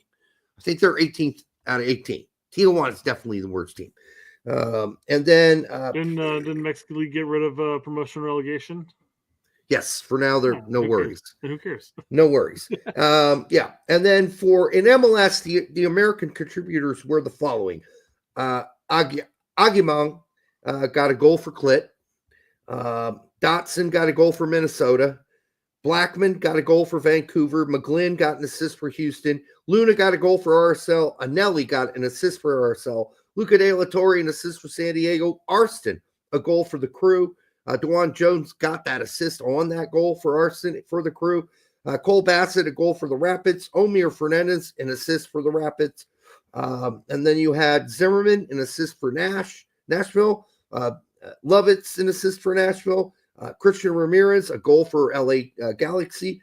And then Brooks Lennon an assist for Atlanta. And then Fafa Pakal, the only player and guest during our time at Big Soccer to ever not do a no-show for us. Although, let's be really honest, he's made the one-time switch to Haiti. He can no longer ever play for us again, but he did get a goal. Why are we talking about him right now then? We did get a goal for Miami. I just wanted to bring up the fact that he was the only person to no-show us on a show. That's why he's no longer with the USMNT national team. I agree. And that's why we never asked him to ever come on again. But we don't do player interviews anymore because they're bullshit. They just. But that's another just a prime example of what we were talking about. What we've always talked about when players, especially young players, go abroad, and you're sitting there like, well, we have this guy. He's at Barcelona, or he's at Liverpool, he's at wherever, And Fafa was what Cagliari. Mm-hmm. and is being hyped up as the next big thing. And in his defense, he was a fast, technical type of player. Just couldn't take off in Serie A and came to MLS. Yeah, but I have this great discussion with him. We're having this great talk. And I'm like, yeah, come on the show. Okay, all right, give him the schedule and the link. Nope. Yeah. Didn't show. No showed us. All right. We're not that important, I suppose. No. It was just Big Soccer, the biggest U.S. soccer website at the time. No big deal. Yeah. All right. I wish him and Haiti the best.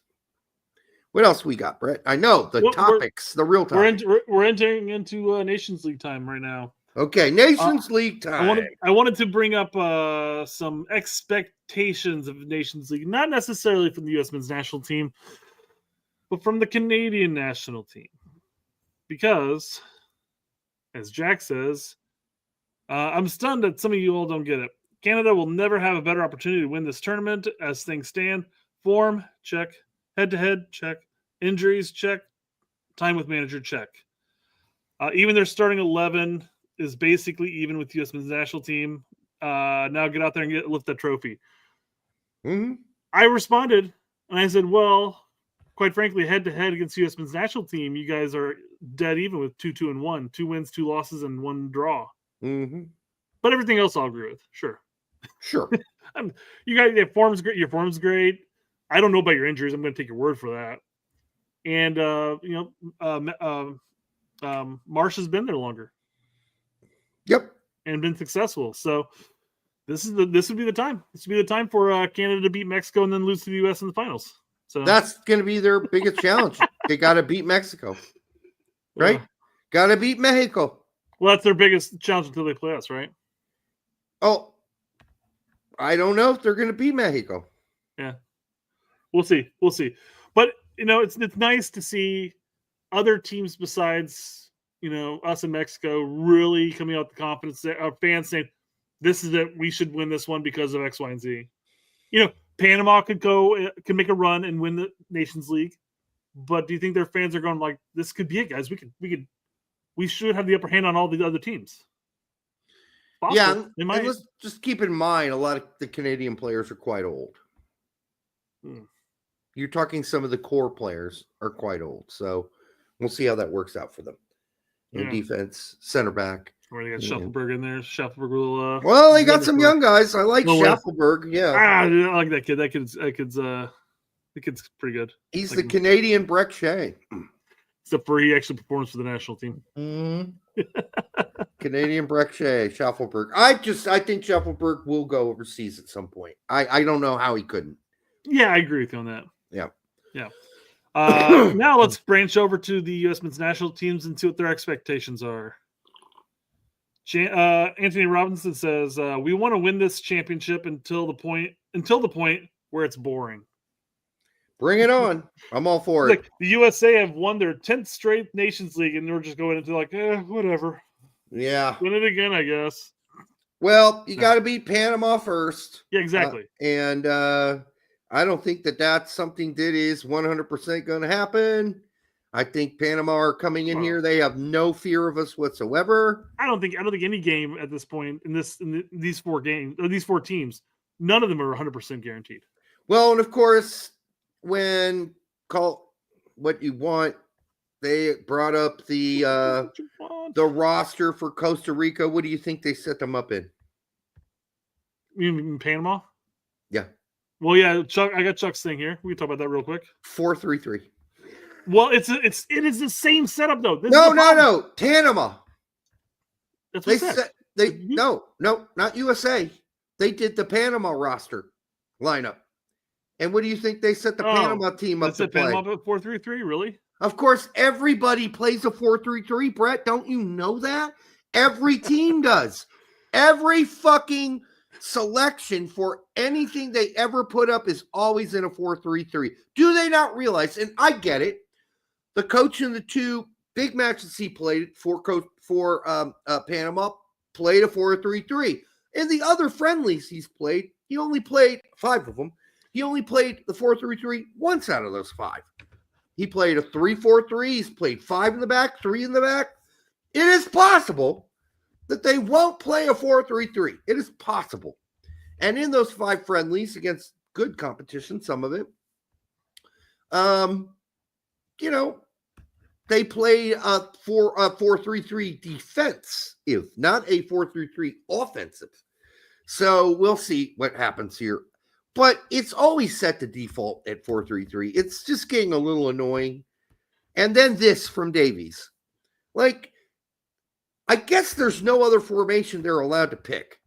Because, again, and there are only 2 people who disagree with me out of the 18,000 people who saw the posts I put up.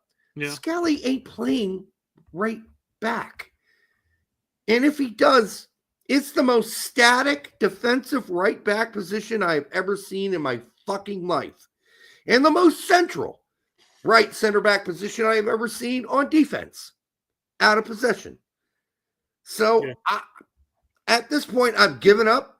If you really think we're playing a 4-3-2, just have your jollies. Here's what I think happens. They set up on a 4-3-3, and they tell the producer, whoever sets this up for them, Pulisic's going to play the 10. And in the 4-3-3, in this instance, the 10 happens to be where he's at right now. Because I think in both Tony and Jimmy were both the same way. Except for I think McKinney and Pulisic were flip-flopped in Jimmy's. There is no way Musah is starting that high up the field. No. No fucking way. Musah will be on defense to the right of Scally. Yeah. Derek still is the coach one. I'm not really. According to Lexi, at least. Yeah, absolutely. No, we like those guys. We love Miola. He's been on the show. We love Jimmy. He's been on the show. But, I'm not blaming this on Davies. It's pretty much like whatever those guys would have sent them. And by the way, Jimmy's the one saying that he thinks Scally's going to be replaced with a center back, Richards, and that we're going to play Ream, McKenzie, and Richards as a right center back. He's at least got the plot correct. I'll give you that, yeah. He got the plot right. Tim Ream may not start, and we may see Richards, McKenzie, Scally, but at least he's acknowledging, as most sane people would, that Scally's not playing right back. Right back. If anybody's ever played right back on any team they've ever played for, a right back doesn't cozy up next to the 2 center backs all fucking game long. That is not how that works. That makes him a right center back if he's that cozy with them. And I'm so sick of this fucking shit of people not paying attention and not being able to actually see outside of the box, especially when it comes to the positional interchangeability. Up after that back 3, we got a lot of things going on there. We got a Jedi who can go up and down the left when somebody's pinched in, or pinch in to the right and play center defensive midfielder, holding midfielder. Like, we're seeing a lot of interchanging shit here. But what it is not, without any debate whatsoever, it is not a back 4. I don't care where you're from, what country you're from, and how much you want it to be true. But Musah is definitely a right wing back, and Scally is nothing more than a right holding center back. You tell me when Scally gets up the right wing and makes a cross, and how many times that happens a game. It'll be rare and not going to happen, especially if Richards takes his spot. Then it's really not going to happen. Then we'll really be able to officially say it's a back 3, as Jimmy Conrad and I have been saying now for 2 weeks. And now that Pete agrees with us. Yeah, let's when I pick that up, let's just go and watch that clip real quick. It was good to hear this because people have been trying to stir up shit between Pete and I. They don't realize we text almost every week. You mean sext? You mean sext? No, we do not sext. You gross pervert. But we're in touch. Let's just say that. All right? We're friends. All right. Well, let's know what Pete has to say here. You Right. gave me a timestamp that's 5 seconds from now. Let's see what happens. Okay. The national team. And it'll be interesting to see if Poch repeats that in this camp at all. I think very likely he will. I think that was the first time those Jamaica games. It was only Poch's second camp. Let's keep that in mind, right? But that was the first time we kind of started to see his vision coming together and a clear style of play that relies on fluid interchange of position. I know Straight Red has strong opinions about this. I have said some things that they disagree with. I think it's a lot more fluid than any of us are even willing to admit. Actually, you know what? Derek Rishi posted on Twitter the other day essentially what I'm saying now. So I actually agree with him. There you go. Who's It's over. Who's this Derek Ritchie person? You're Derek Richey. Derek Rishi. He keeps making me French. I don't know. Richey. But anyhow, we finally got, like, Pete finally has been busy. So he isn't putting in as many shows, but he finally posted that, which I thought was great. Because, and then Adam said, how dare you post a lineup or a roster and a formation that isn't on my automatic roster, my automatic formation former on my, on my laptop, Yeah, it's going to be fluid, folks. It's going to be real fluid. And when we're playing defense against Panama, yes, you're going to see Musah all the way back there playing right wing back in a back five alongside of Jedi. So anyhow, doesn't sound like Pete considers you his friend. Yeah, he does. All right. He does. Trust me. Yeah. He's just being professional. Derek Ritchie sounds sexier. I guess. Yeah. But Derek Ritchie sounds richer. Yeah. Anyhow, Rich. Yeah. I think I've made my point. I'm not going to harp on it any longer. I did post it on X. If you haven't seen it, go check out Boomer Ritchie on Twitter, which I've never said on the show before. But look at underscore Richie, by the way. Look at my setup. The only thing I would change on my setup, Brett, is that I agree with Jimmy. I think there's a good chance that we see Richards playing right center back instead of Scally, and we see Ream playing left center back. And we'll get to talk about that when that happens. It'll be a good does Derek have to eat pro kind of moment, even though I'm only saying there's a good chance that could happen. The surprise of what happens will be spoiled an hour before our show. All I got to say for all the two people who were so rabidly determined that we played a back four, if Richards comes out instead of Scally, I'm right. And you are absolutely wrong. Just because maybe they don't realize that Scally played multiple times as a right center back for Mönchengladbach, which Poch is completely aware of. So, and listen, it's not like I'm this big fan of a back three. You know me, Brett. Mm-hmm. I don't even like back threes. I'm not defending Poch's back three because, I like Poch and what he's doing, which I do. But I'm just defending it because it is what it is. And we're not here to give you Disneyland bullshit on this show. So you go ahead. You want to keep following all the people posting Musah as a right winger way up the field, you go ahead and do that. But he ain't going to, that's not what it's going to look like. But he's going to start in the midfield. And if he gets up there, sure. But he's going to be as a right wing back, not as a fucking winger. Let's stop this bullshit. Because wingers don't come back and play right wing back on defense. They just don't. Okay? Pure wingers don't come all the way back and play in a back five on defense. They don't do it. They don't do it. Now, maybe this is all semantics. Fine. Semantics. Jimmy once told us 11 years ago on our show, that formations weren't important. Yes, they fucking are. Formations are important. How you set up is important. How you intend to play tactically is important.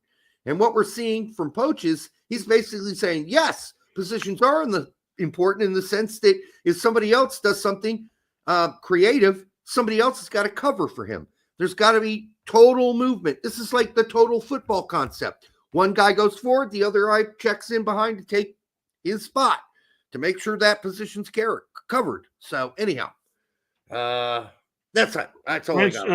Real quick, in Jimmy's defense, he eventually came to the light side and agreed with us on. He did. Yes, he did. Ryan Shipley wants to know if we're doing a watch along, and it's Thursday night at 7:00. So I feel like we're kind of entitled to. Fucking yeah, we're doing it.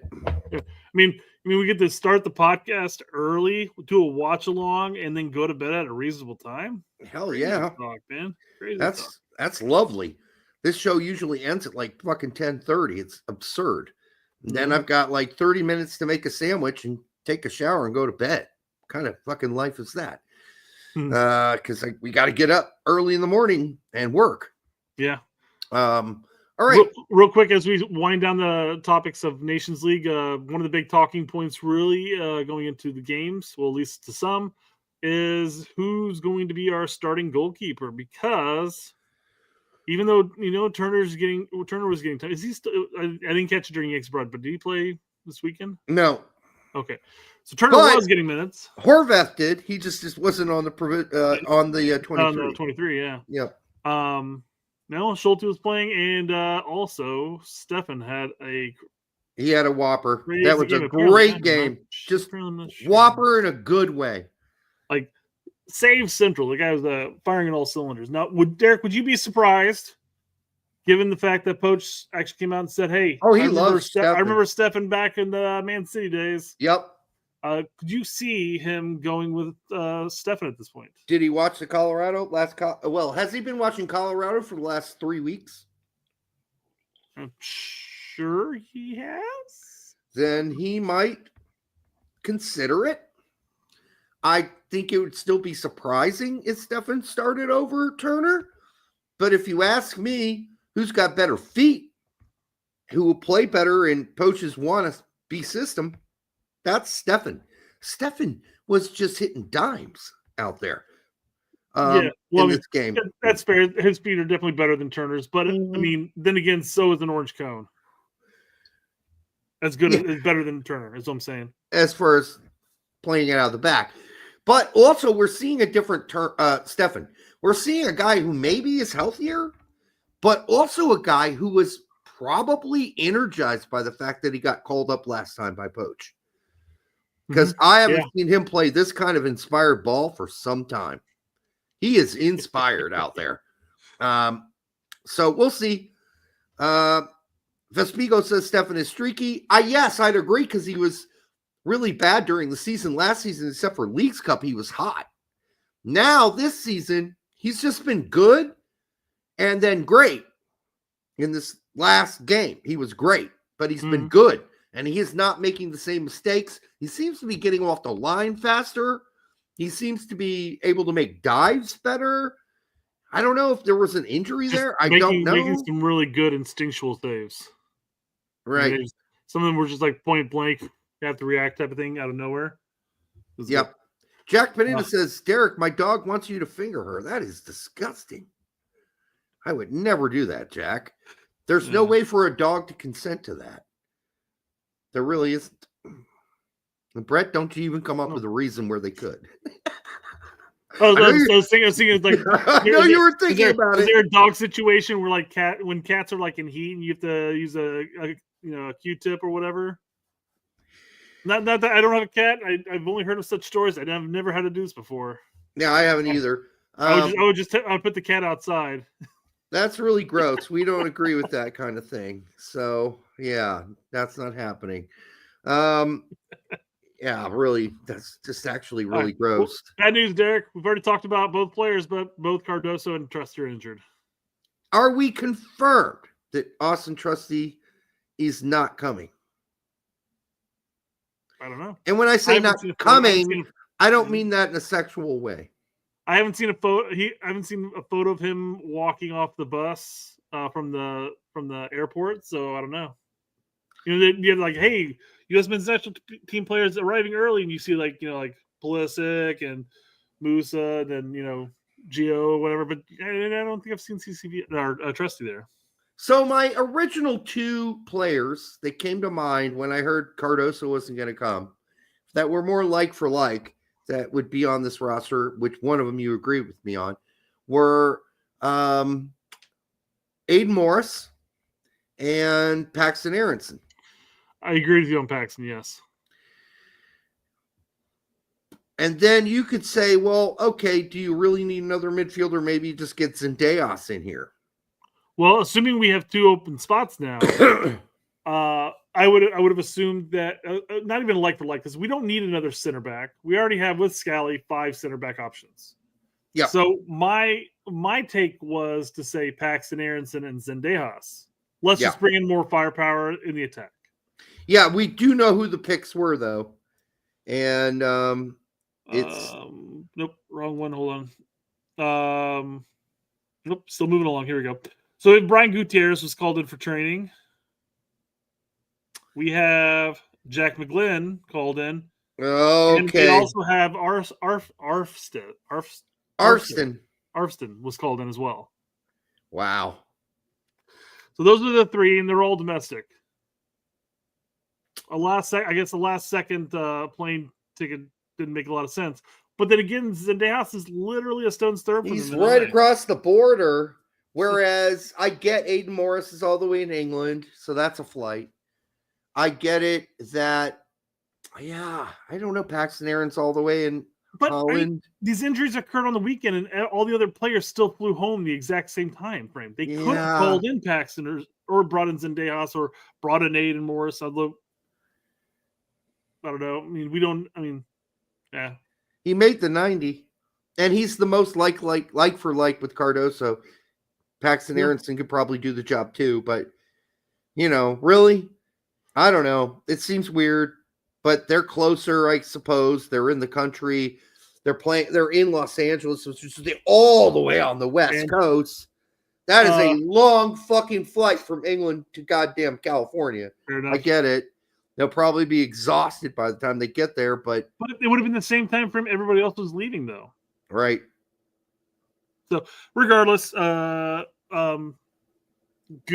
probably going to be McGlynn. I mean, obviously he's there. Well, so is Gucci and so is Arfston. Maybe they're all three of them were called.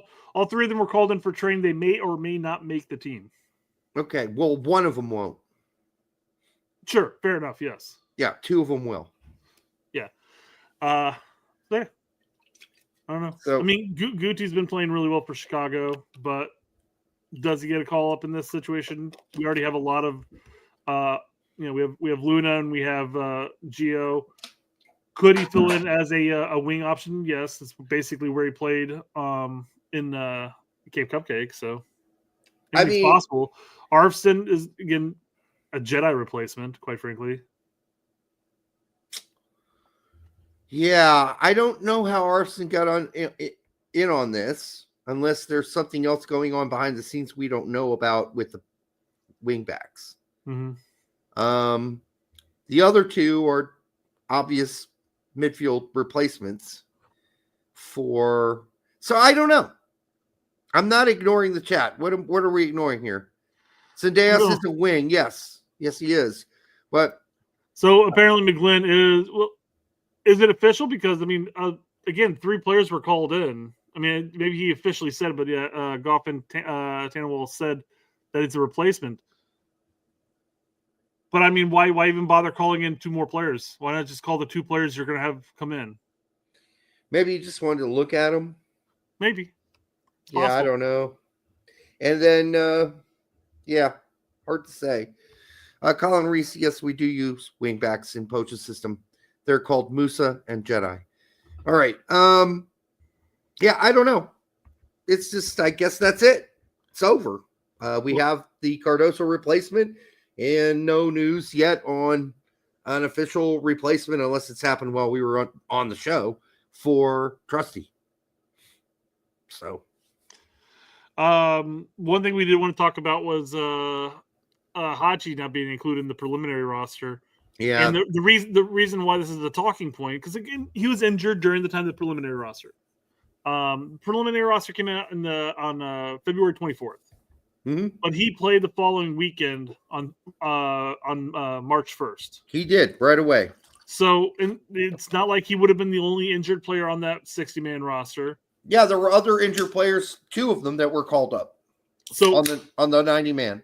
So the big question, I guess, in the end, right there is, and you mentioned this multiple times, but is USSF and is Poch's team just not reaching out to the physios? Are they not talking to the players and saying, "Hey, where are you at in this?" I mean, do you think you're possibly going to be ready in 30 days, 1 month? Well, I wouldn't be surprised if Coventry City said, "Hey, we're just getting them back. Can you give us a break here?" That's what I said. Yeah. Yeah. Yeah, I wouldn't be surprised if they did that. And then they said, okay. Or the physios at Coventry City were like, oh, it's not really good. We're not sure yet. Yeah. We're going through a tunnel. Yep. Oh, my God. We're not quite sure. Oops. He just played 90 minutes and scored 3 goals. Oops.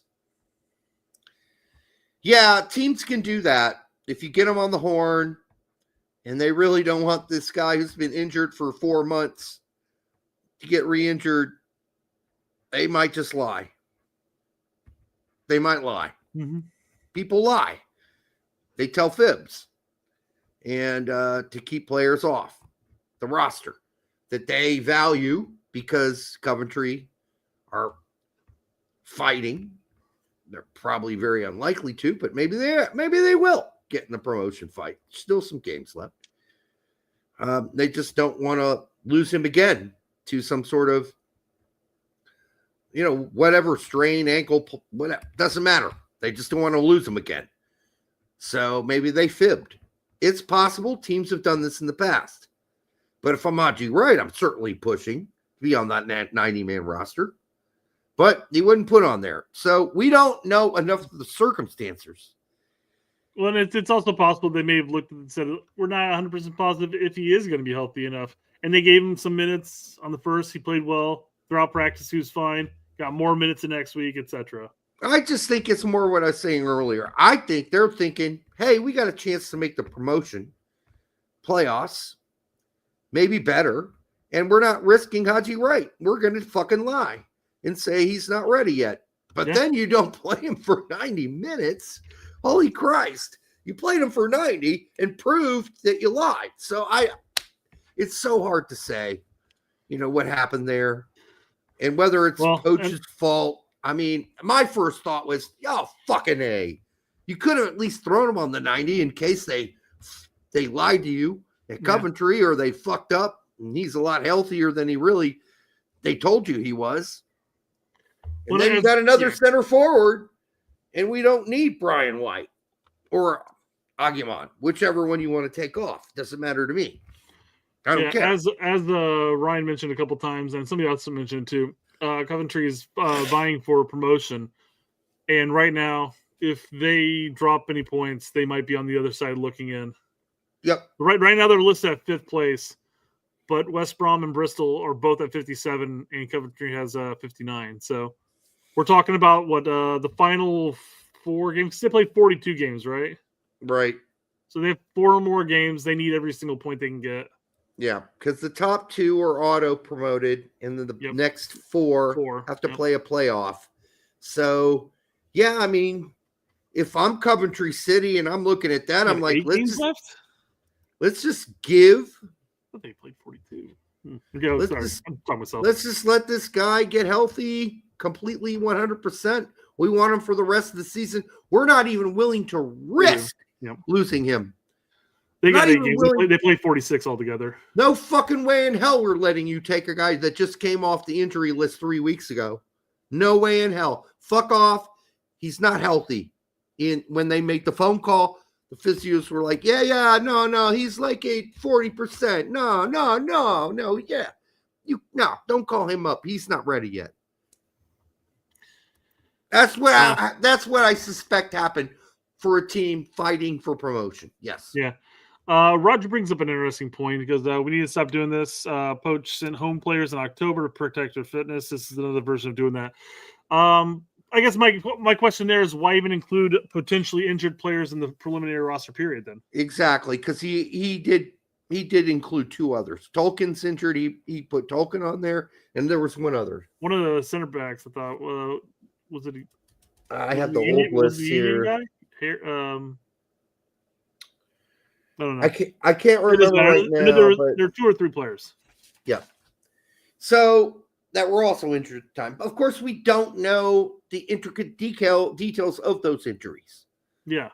And maybe with Keel thinking, well, we're going to lose anyhow, Holstein Keel, so it doesn't really fucking matter. So, go ahead. We'll let you call him up to the 90, but he's probably not going to make your team because he's not that healthy. And in fact, he only got 10 minutes, where Haji Wright got 90 and scored 3 fucking goals. We could have used that on this team. It gives Aguiman and it gives Brian White maybe an opportunity to, I don't know. I mean, really? Does it? I don't know. But, Aguiman has he's 24. I mean, it's not like, Brian White's definitely on his outside, the outside of his career looking, and he's like, hey, I'm about to end it soon. Right. It's nice to get the call up here, get the look up. But, Aguiman's got years ahead of him, and it's possible. But, you still have 3 forwards ahead of you that are younger than Aguiman is, actually. I think Sargent is also 24. I would only say to Roger here, I don't think Poch was protecting. I don't think Poch was protecting him, Haji. I think he was probably mildly fibbed to. Yeah. By Coventry, who did not want any risk of Haji Wright getting injured as they are fighting for promotion. And so they probably emphasized his injury, exaggerated it. And this is not anything out of the ordinary, people. This happens all the fucking time. Teams will over-exaggerate a player's injury so they can keep him. They will lie to keep him and then go play him 90 minutes. We've seen it happen so many times over the last 13, 14 years that Brett and I have personally been covering the sport. Together, I saw it before that even. So, yeah, there we go. I wouldn't blame Poch. Not offhand.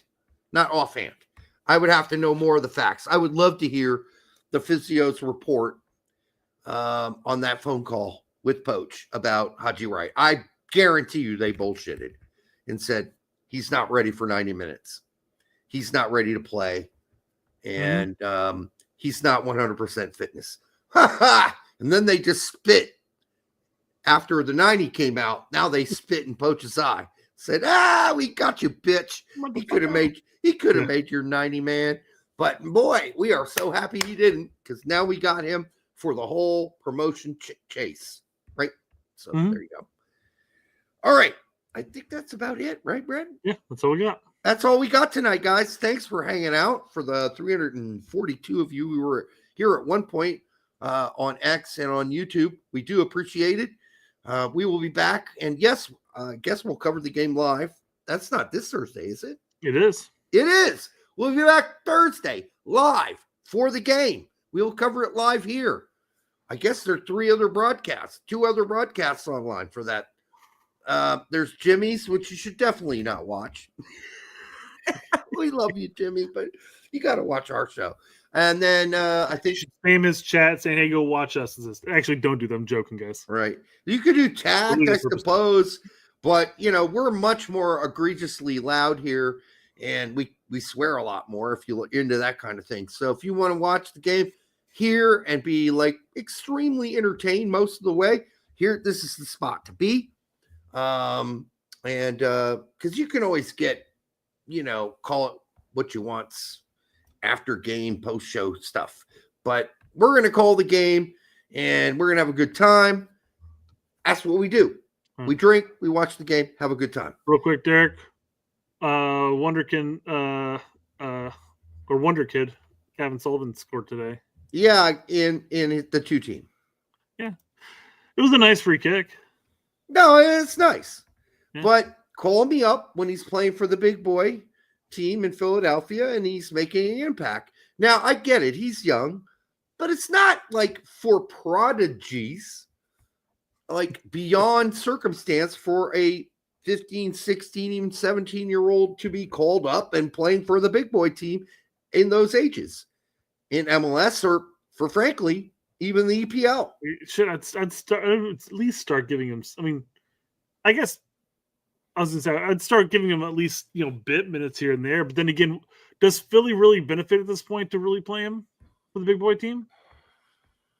I mean, if they want to win, they've already sold him practically at this point. Well, they did, but if they want to win and if they want to, they're not going to make any more money than they've already made. But if they want to win and they think he's that good, then they should be playing. Sure. No, I don't disagree with that. I don't care what age he is, right? But I guess the question would be at that point: is he better than the product that's already on the pitch? They don't think so. Maybe the subs. They don't think so. Yeah. So there you go. All right, we will be back on Thursday. Game to watch: Nations League, USA, Panama. Let's do it. Until then, we love you. We'll be back. And until then, be yourself. Do what you do.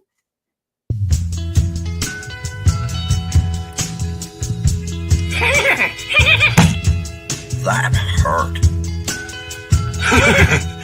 I want to play in Europe. What the hell does that mean, right? Because Europe could be Latvia, Luxembourg. No one's talking about Latvia or Luxembourg, dumbass. So you don't want to just shove it in there. Start with the smaller finger, especially if this is the first time. Start with the smaller finger and go slow. I mean, there's a lot of things that need to change. Honey, eating it is the best thing that you can do for your man. I want people to realize I'm just human. I'm just human, and I make mistakes. So this guy, Derek, wants to know, is putting your tongue in an ass really the thing to do? Yeah, it feels really good. It's a weird one, I think. And I know you want me to toss your salad too, don't you?